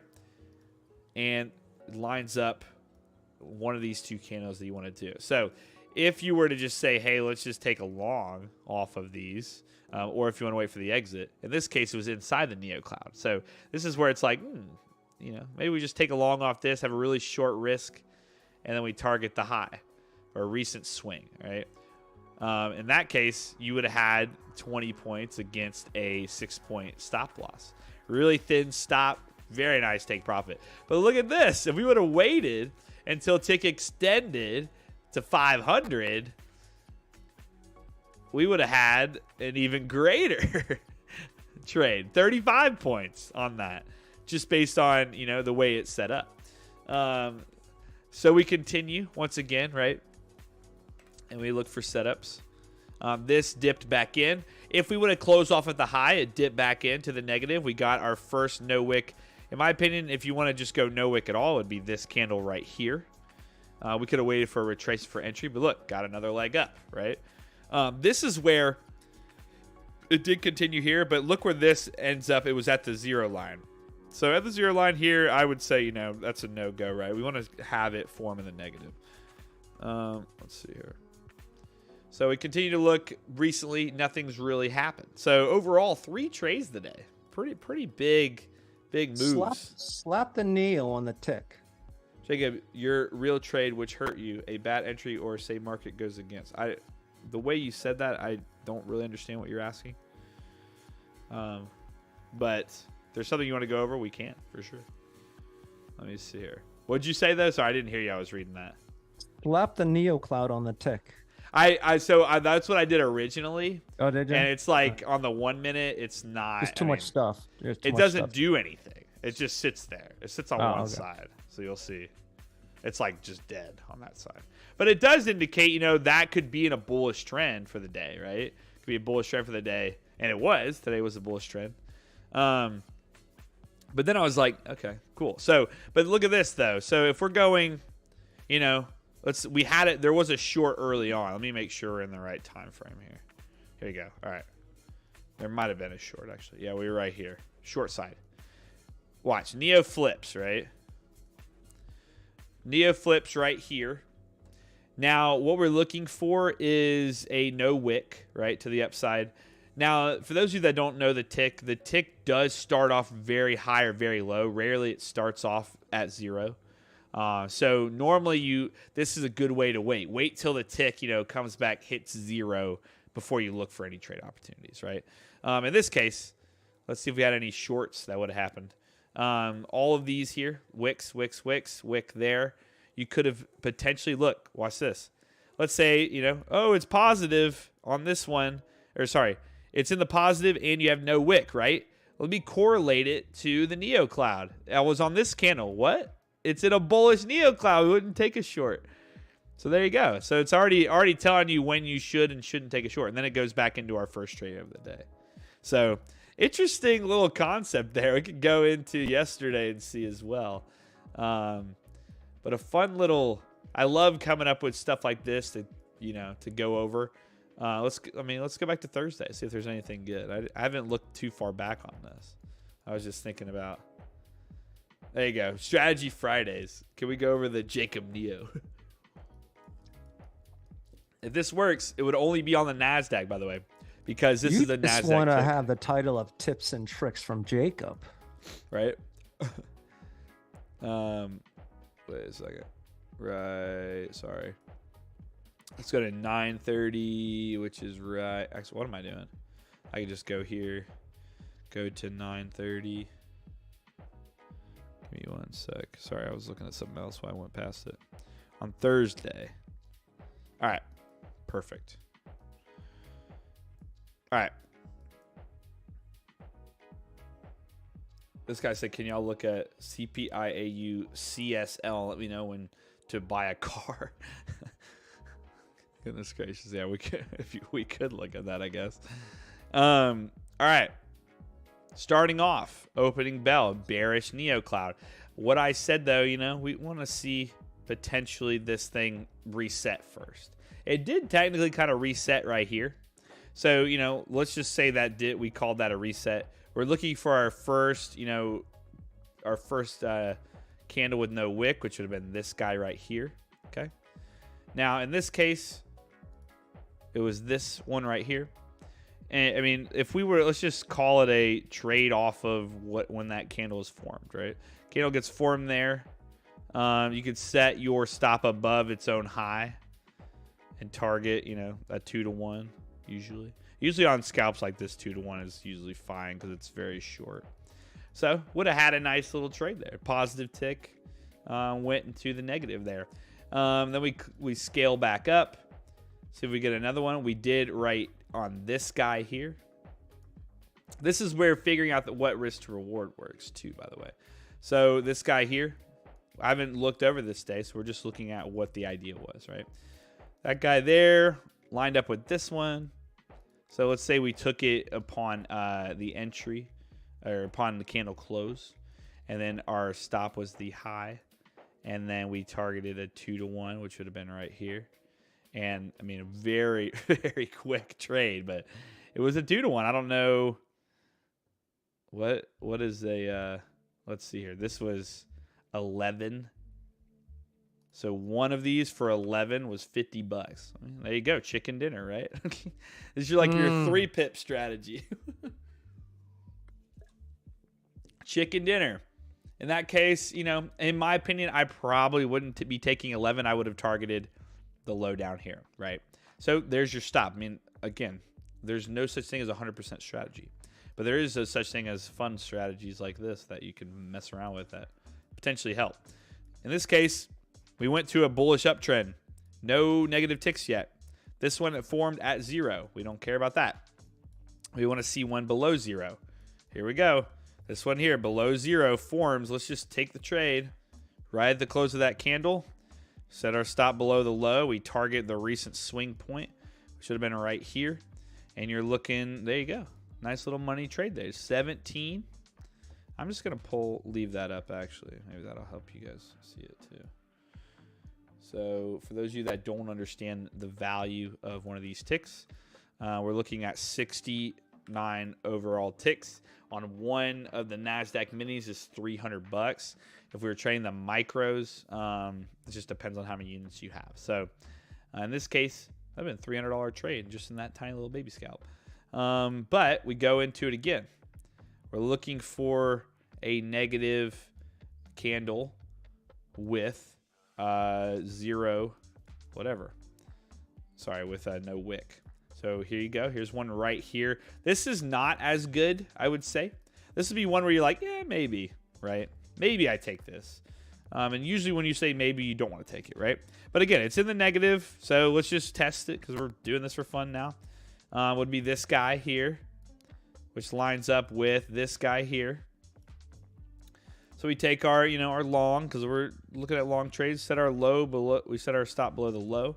Like I said, I would like to see, this is how I would like to take my trades. I don't normally want to set a stop below the candle low because it's way too tight. In this case, you know, we'd go for that 2-to-1. 2-to-1 setup. Should be right up here, which would be pretty crazy of a move. But look what happens. It would have hit. You would have had 151.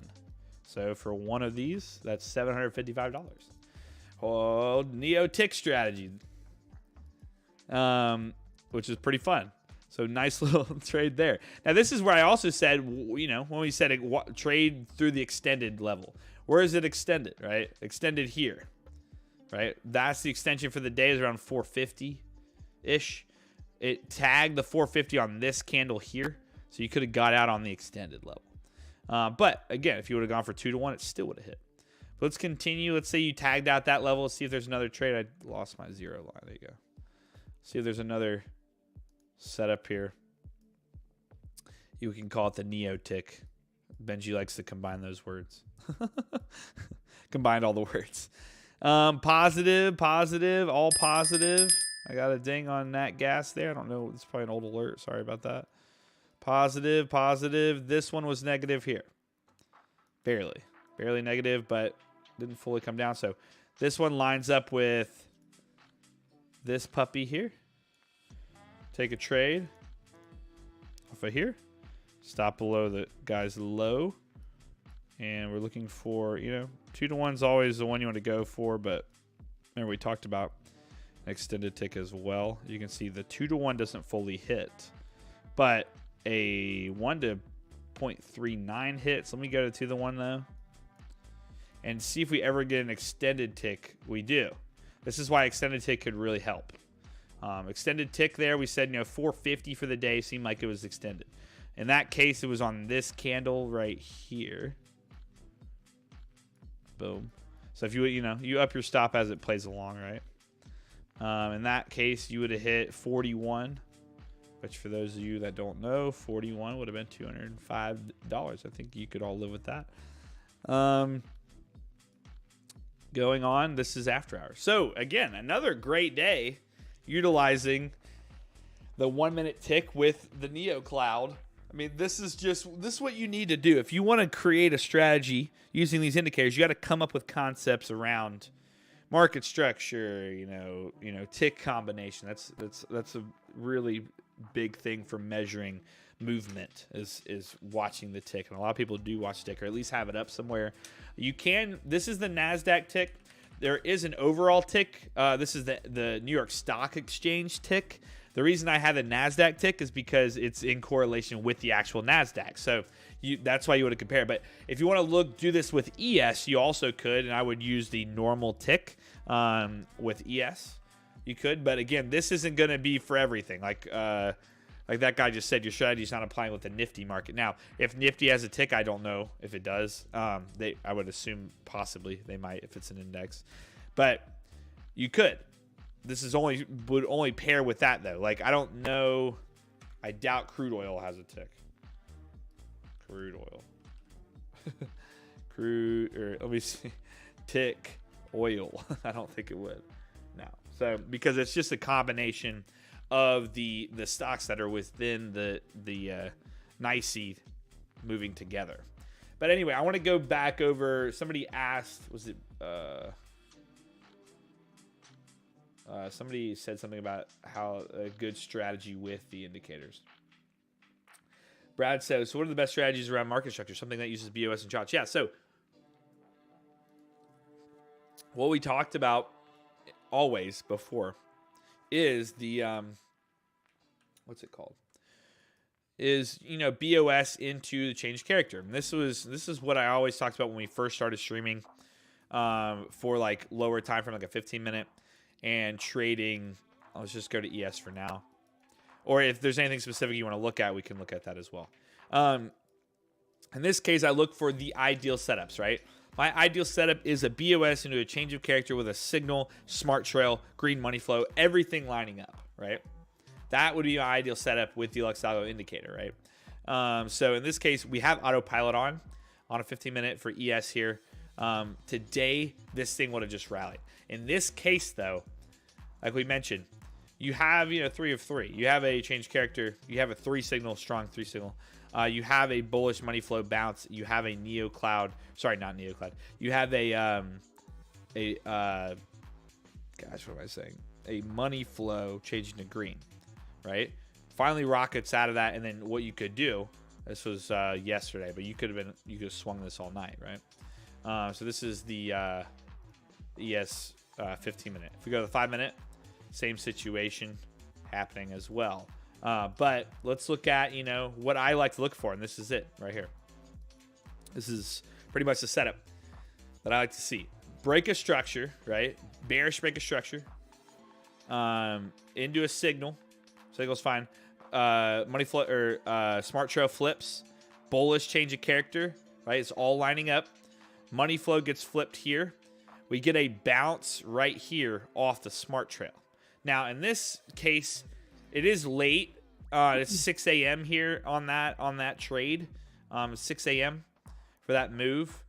The only thing that's not great is that it does flip here, but it didn't flip yet. So in my opinion, I would have taken this trade on this turning point right here. Turning point entry, bam, would have been on that. Now, if that money flow was red at the time, I wouldn't have taken it. But the money flow was still green. The reason, even though it was decreasing, everything else was lining up, I would have taken it because guess what? This is where the turning point occurred. Look at this long here. Watch this. Look at this. Stop loss was 3 points. A 3-point stop loss. That risk to reward is so low. This is ideal setups, right? Then what you do is you take off at X's. So if I have 5 lots, I take off 1. I take off 1. Take off 1 on a 2 signal. I'm down to 2 lots now. Still holding. Another 3 signal comes in as a trend following signal. Keeps going. I'm down to 1 lot, and then I'm out right here. If you're sizing out, right? So you 1 exit, 2 exit, 3 exit, 4 exit, 5 exit. So you would have 5 take profits there on that run. So in this case, lovely trade. And that's why you want to look for all of them to line up, right? So this is one of my favorite setups, right? I like to see BOS into change of character, signal, flip, and then we like to see that turning point when it comes off of a smart trail. Look what happened. This change of character occurred before that even happened, so no trade, right? We go back even further. Let's see. Right here. We got it. Signal, BOS, change of character, comes back, hits this. Here's the only issue, is the money flow is red, right? So this is where it's like, you could go back, test, does the money flow have to be? Does it have to be in favor of you if everything else is lining up?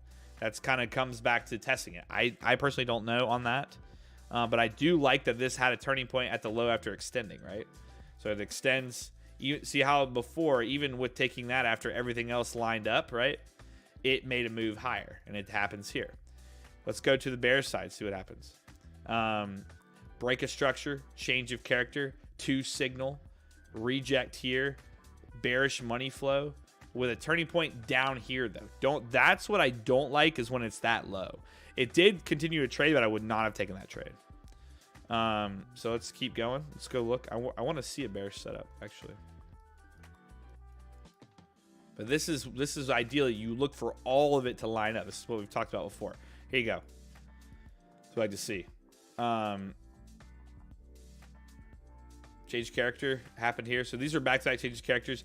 Normally I don't like to see that, but if you see something like this, where you get that signal, you get a beautiful reject off that, and then into a change of character, there is a potential scalp opportunity. I wouldn't look for a longer trade. That one doesn't line up as much, but you can see just based on a few of those things lining up, you can, adjust your risk accordingly. So there's another one. When you're done, break down the order so I can write it down. The order of, I got you. So this is, it's a pretty simple order. It occurs by itself, right? This is how it's going to form most of the time. I get what you're saying. I can break it down slowly for you. Let me see.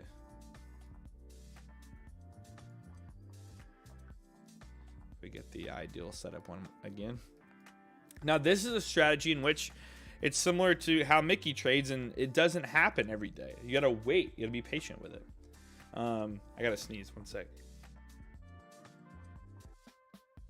Okay. And also, we're running on over 2 hours now. We're going to actually close down here in just a bit. But appreciate you guys hanging out.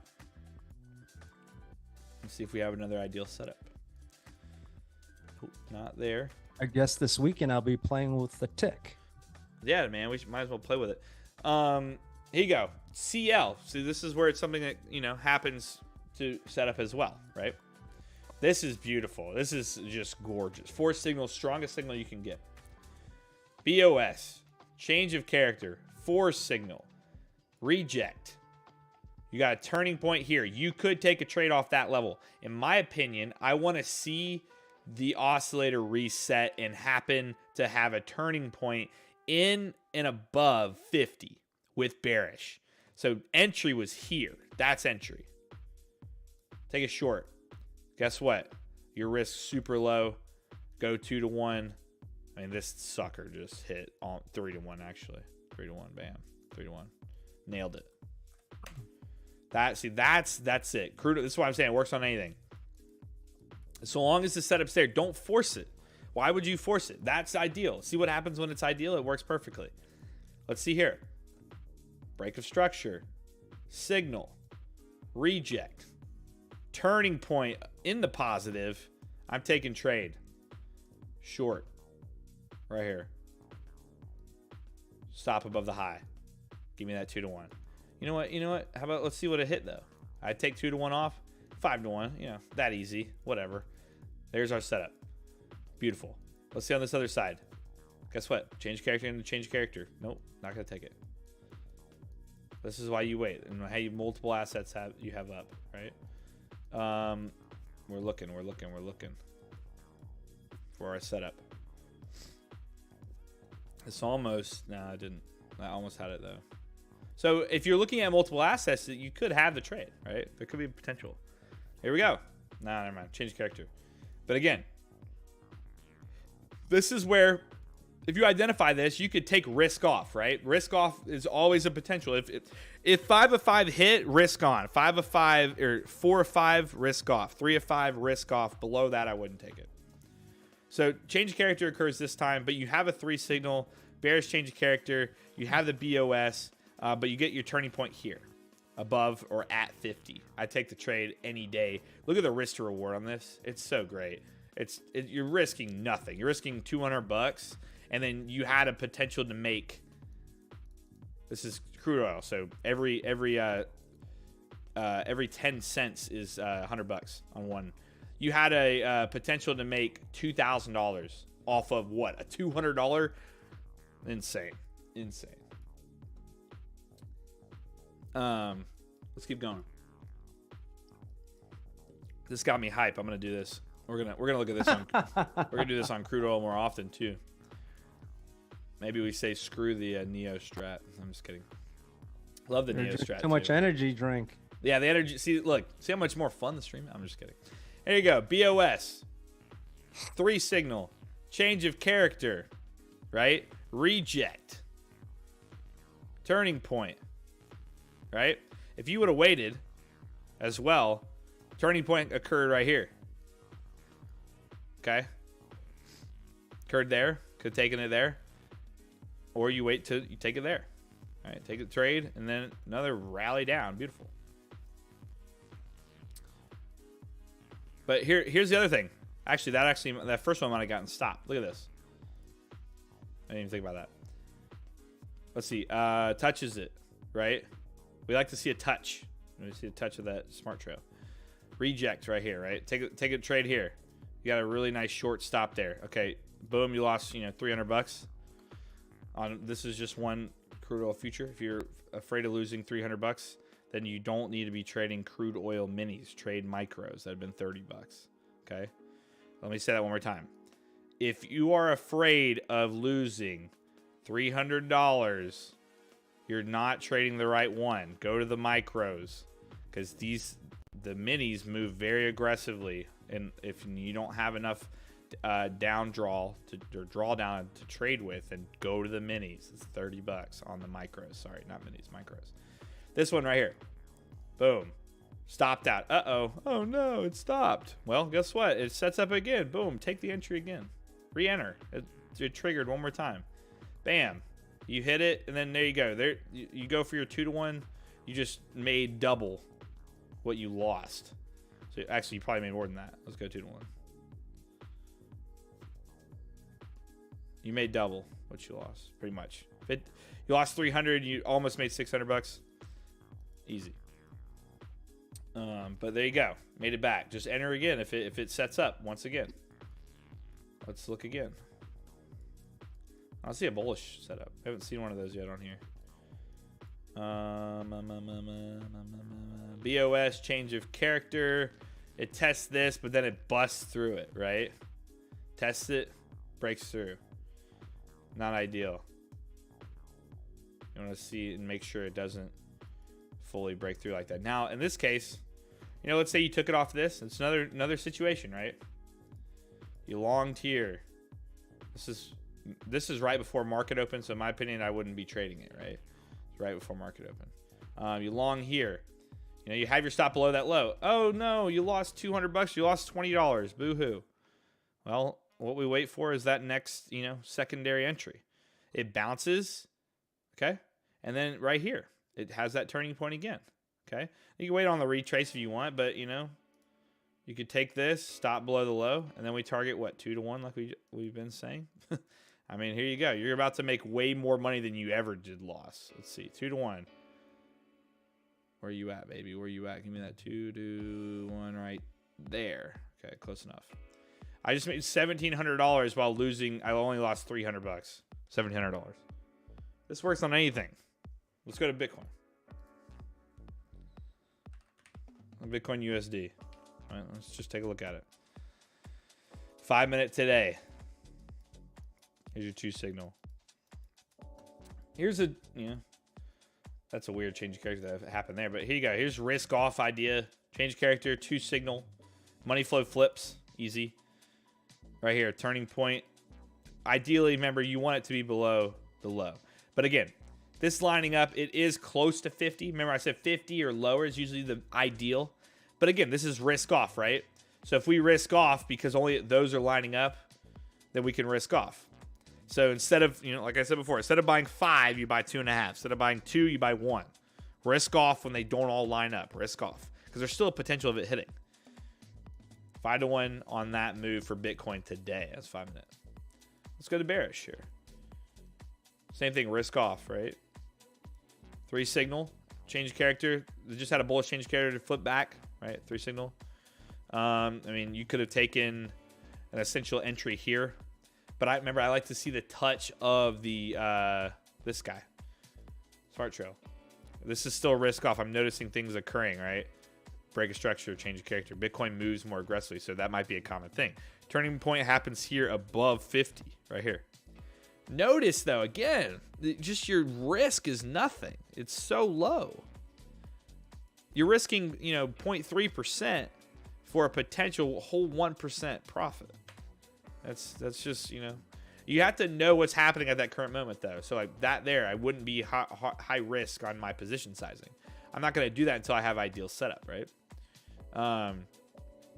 In this case, 3 signal, money flow flipped. Now, not everything's lining up. Remember, we had a change character here, BOS. This is Bitcoin. It's a little bit different. So your structure is going to be probably a little crazier on this. But this is still lining up. You get 2 bounces off of here. You're waiting for that turning point around 50. You get it here. Again, this is risk off. Money flow is very weak on the bear side. Look how weak it is.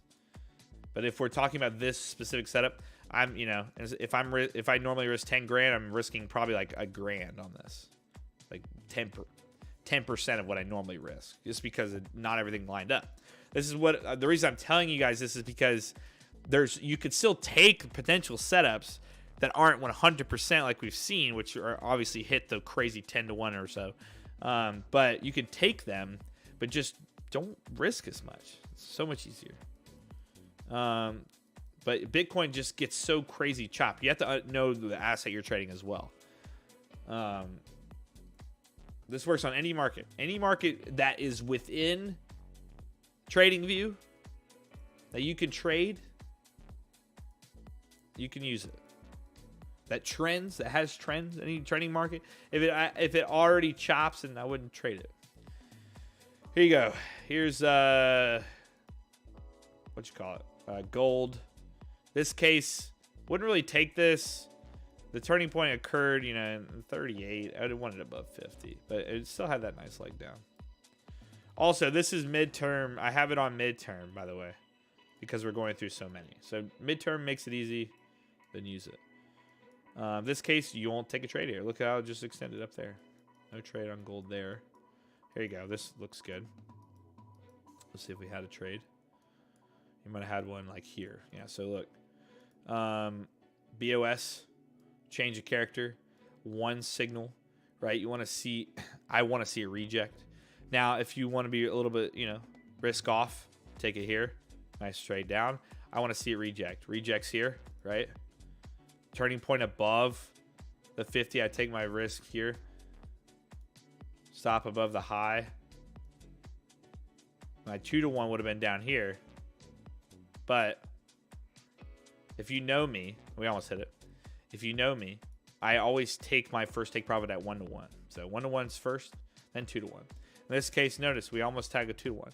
But if you're down here and it starts rallying back, you better have moved your stop loss. For those of you that don't move your stop loss, then you're crazy. When you're far in profit for 10, 15 minutes, move that stop loss. But again, there, if you would have taken it early on this, because that money flow flip, that's another thing that some of you might want to just look at. If you're getting overflow, which is this bright colored red here, and you get that turning point above 40, that's definitely still a pretty good trade. That means that that overflow could drive that even lower, and that's exactly what happened. So bearish volume big time. Let's look. Let's keep going. Let's see in this. 2 signal. What? No, this didn't flip right, right? Change character happened there. Not really into that, right? Already went without us. Up here, 3 signal. Nothing real dead. Or just, that's why you want to go through. That's why you want to trade multiple things. That's why I have a whole list of futures that I can look through. See if there's any setups. Here you go. Here we go. Ideal setup. Should be. So we're still, so we had a change of character after a BOS.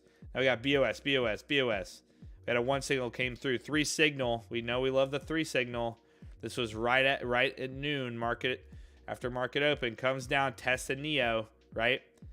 Ideal setup. We're like, hey, we want to wait for that turning point to occur below 50 for a bullish setup. Occurs right here below 50. Oh, sorry. Occurs below 50 right here. We got it all lined up. This candle here. Stop below the low. And then we target the 2-to-1, which would have been here. And there you go. 132 for those of you that know gold futures. That would have hit $1,300 on that trade. Ideally, this thing ran into close. If you would have held it through close of that day, you're looking at $2,000.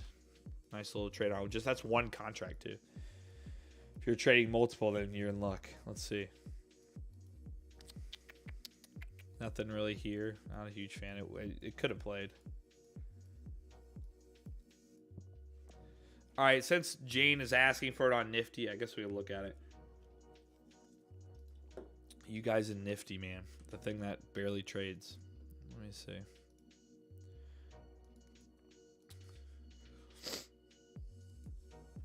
I'm assuming this is the right one, so I don't even know which one. Is it SPCNX this one or this one? I don't look at Nifty. Can I look at Nifty 50? That's the right one. You know which one it is? Are these the same? No, see, look at this. It's just like Bank Nifty. Go to that one. do Bank Nifty. I do Bank Nifty, yeah. There's multiple Nifties, by the way, there. Yeah. So I'm going to do Bank Nifty real fast. It's not open. Like, it's barely open. Your markets do not trade very long. Let's see if there's any trade setups. I mean,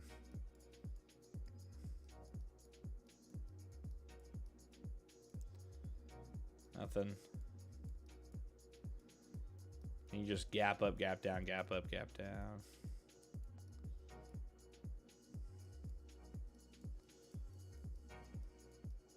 You just, your market trades so sideways. There's nothing here. I mean, here you go. If I were you, I would just trade crypto if you want to trade this strategy. Let's look at the Euro USD. Yeah, this thing's just, your markets are trading sideways. Here you go. BOS change of character finally occurred. Signal bounces, turning point here on this guy finally occurred. It took about a week and a half for this to occur, but it occurred. And, 2-to-1. I mean, that's what I was saying. It'll work on any asset. You just have to follow the rules. There you go. 2-to-1 with a breakout. But again, this is why I'm like, if you're in India and you can trade crypto, trade crypto. Don't trade Nifty. This is 5 minute. Let's Euro USD. Let's look at Forex. You trade Forex. Trade Forex. Seriously, trade Forex pairs. Trade gold.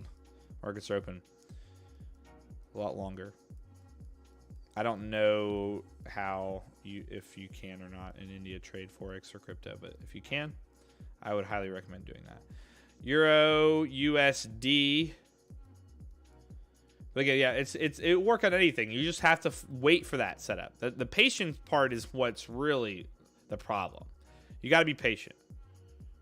If it's not there, don't force it, right? Don't force it.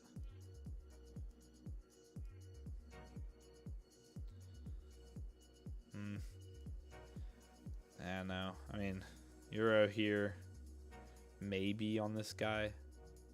It made its leg back down, but it's just like not that one. That's way after hours too. Three signal, man. This had some aggressive moves recently. So we're never pulling back on that move. This is what I did say about the overflow though. If overflow appears, like here, break a structure, signal, signal, signal. Here, three signal, break a structure.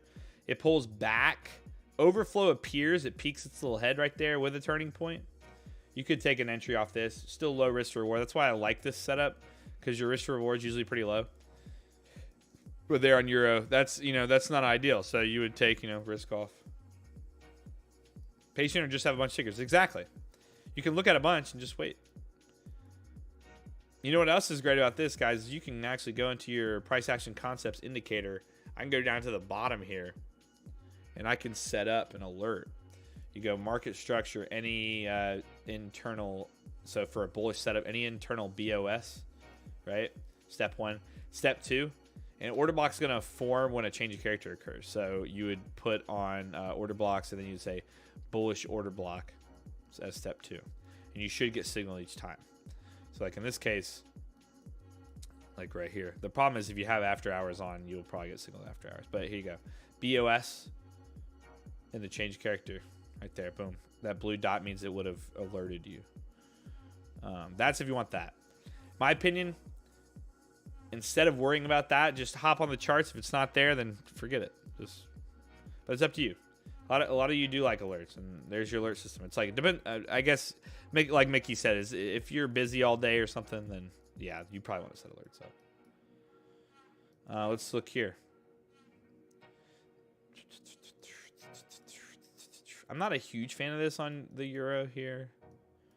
Euro's kind of choppy. But, when it occurs, right? Let's see.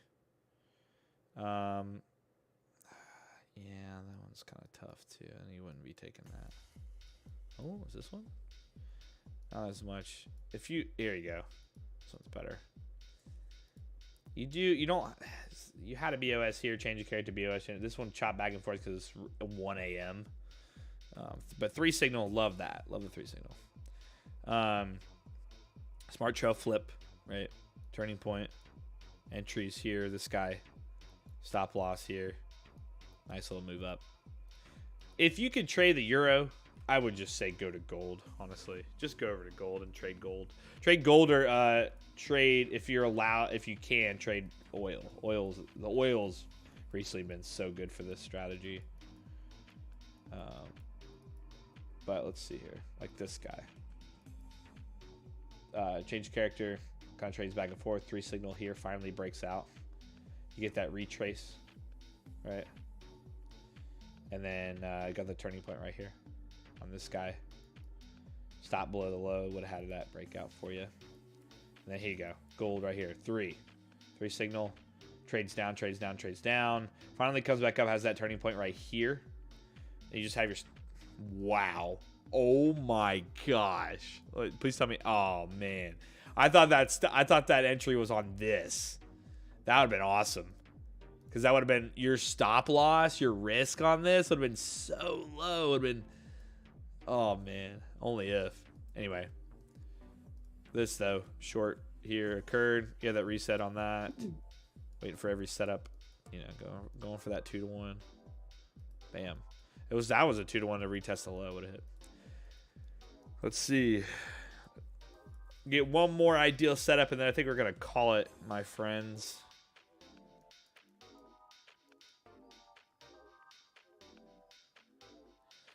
I mean, you could do like same thing though. No, you don't have to do partial alerts. Like this is what you do. Watch. Here you go. This is easy. If you want to set up alert for this strategy, this is what you would do, okay? Real quick. You go into Lux Algo price action concepts, right? You say market structure. Let's do a bullish setup first. You have to do this twice. Just letting you know. You have to do it twice. Internal bearish BOS, step 1, right? That's what we would want, ideally. Honestly, I would say any internal bearish, actually, because change character sometimes could be it could change character, back and forth. It would be a less risk kind of setup, but that is a potential. Order block, then go bullish order block is step 2. Now watch. What you do is you scroll down here. You go to external step, right? You check this box on external step. You click this. And then what do we look for? We look for, you can either put smart trail. We can do smart trail. Or you do where is it? You have the oscillator. On here you could set as one. But we could do smart trail. Let's just do smart trail for now. I can't find the signal one. And then you could say just crossing over, right? So this here, external step 1, session step, close final. Let me double check your session step, close final, the step 1. This is step 2 right here. You said that as step 3, right? So let's see here.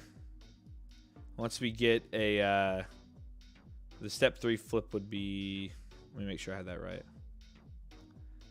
It said smart trail. Let me double check. Sorry. Smart trail. Okay. Smart trail crossing. Wait. Is that the right one? Smart trail. Greater than. Let's just say crossing. Because we said the steps were any internal bearish. So that'd be change character. Bullish order block for 2. Should be that there. And then. Oh, smart trail extremity. Greater than. Sometimes you have to do, I think it might have to be 50. Let me see, smart trail. Crossing over. Sometimes you have to put in a number for it to trigger. Oh, actually, sorry. I think extremity would be the right thing because that's the high there. Crossing over. Let's scroll through and see if any alerts pop up so we can actually see what it's doing. Now, this is what you have to do to get these alerts set up. Is if there's something that you don't understand, like on that point, you would have to go into the settings and mess around with it until it shows up. External step 3. It might be on this one. Let's see.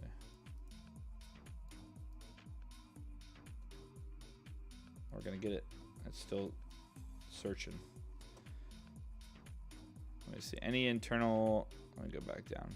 But that's how you do it. Any internal bearish. Let's just make it bearish change of character for now to double check. Any internal bearish change of character, step 1. Step 2, bullish order block. Let's make sure without the external step it pops up first. Okay, so there's your dot right here. Popping up. So now we go, we're just cross-checking everything, right? Now we go down. Now we go to...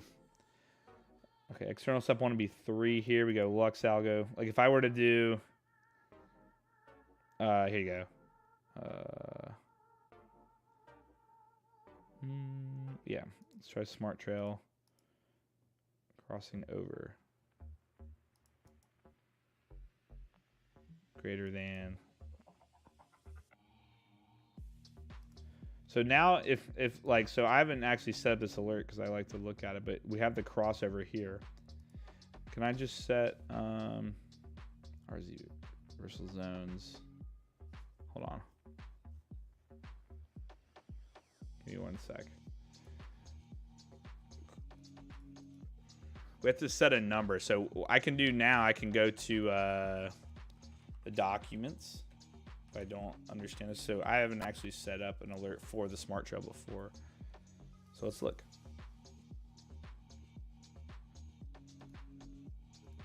If this wasn't Friday, NQ is setting up for a short for me. Really?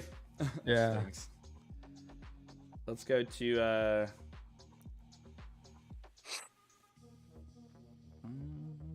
sorry. Intent for Monday. Right. 1 second, guys. We're looking at alerts.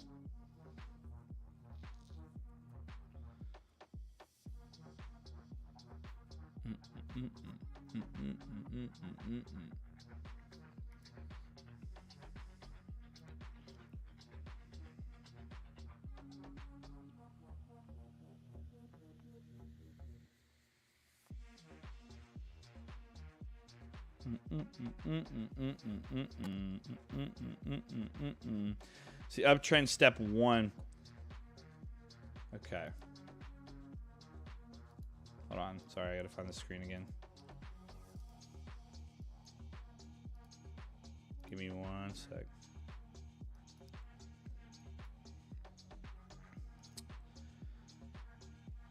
We could do, let me see here. Might be able to get it to trigger. You have to figure out a number value in which this would be here. So you would have to play around a bit on the numbers here to get the right number for that. But you could also, in this case, that's going to signal that, and then you could go into your signals and overlays. You could do it. You just have to figure out the crossing number, and I don't want to spend that time here forever to do that. But in this case, you could go now to your smart trail, and then you could say switch up, right? And then that would be your other step. So here's your switch up that occurred right here. Actually, hold on. Did that just send that into this? I don't think it did. No, I didn't have that up. So you'll see here now.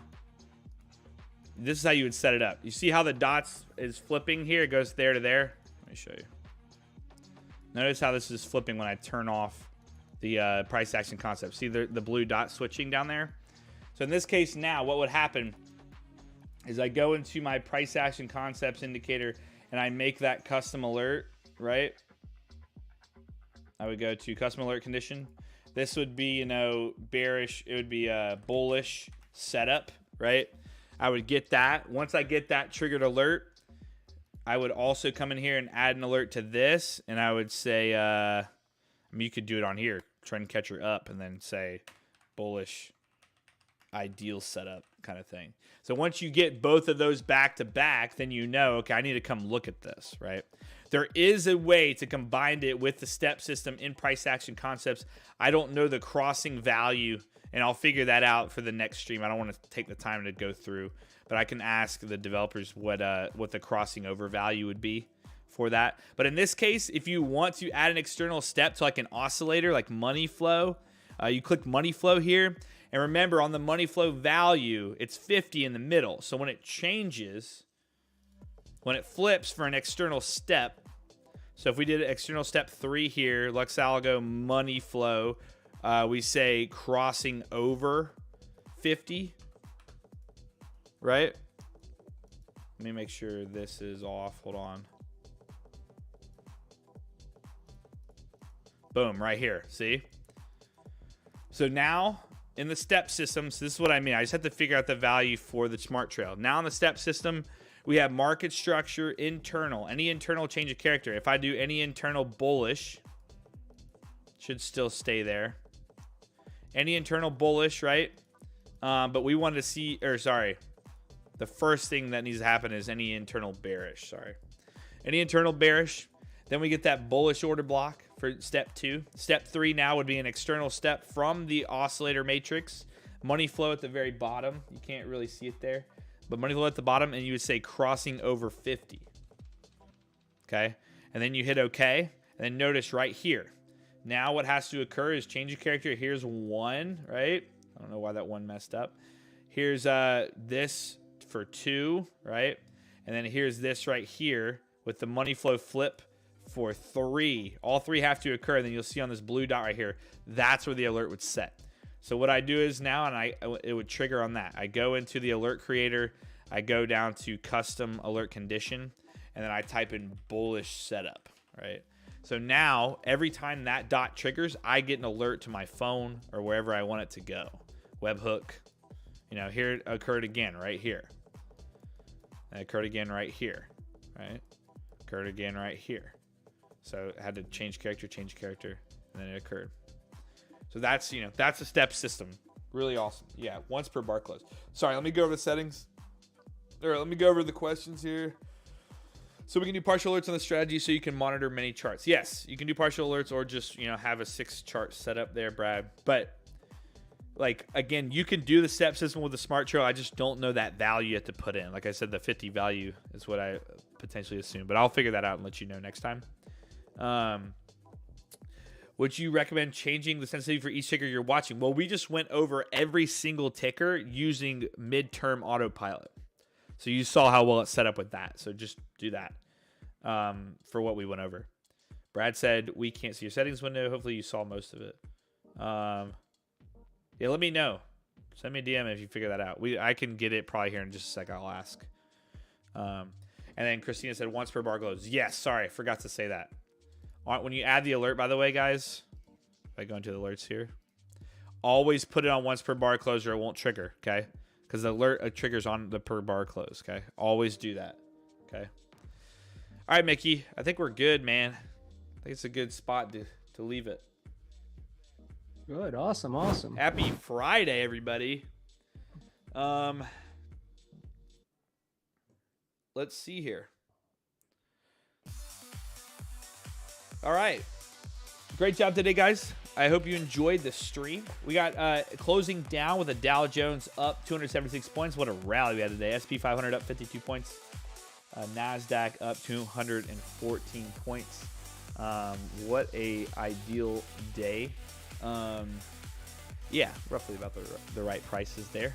But, yeah, I think overall, if you have any questions, save them for the stream. We'll be back on Monday. We might skip Tuesday, but we'll keep you updated. Just it just depends how we're doing over here. And we're trying to stream as much as we can. Obviously, this week we had a lot more than we normally do. So I'm glad you guys enjoyed hanging out with us. We hope you have a good weekend. And be prepared for Monday. We'll be back. Maybe we'll take one of these trades live that they do set up. If you have any questions, make sure to reach out to me or Mickey in the Discord. If you want to join the Discord, remember the link is in the description, as well as guys, go to our website, luxago.com. You can get 30 days risk-free with the indicators that we went over today.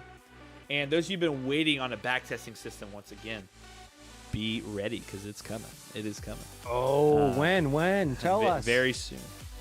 I'm sure you'll know. But, yeah, check out the website. Go to the guide section to learn more about what these indicators are and what we provide. And the Discord and YouTube and all that is there. This video, this stream will be able to be watched again. You can go on our YouTube, hit live, and watch it again. But we really appreciate you. And make sure to like and subscribe. And we will see you on Monday, guys. All right, Mickey. Have a good one. Have a good one. And enjoy your weekend. And go Tigers. If you're in Tuscaloosa, send me a DM. Maybe we can meet up this weekend. All right, guys. See you Monday. See ya.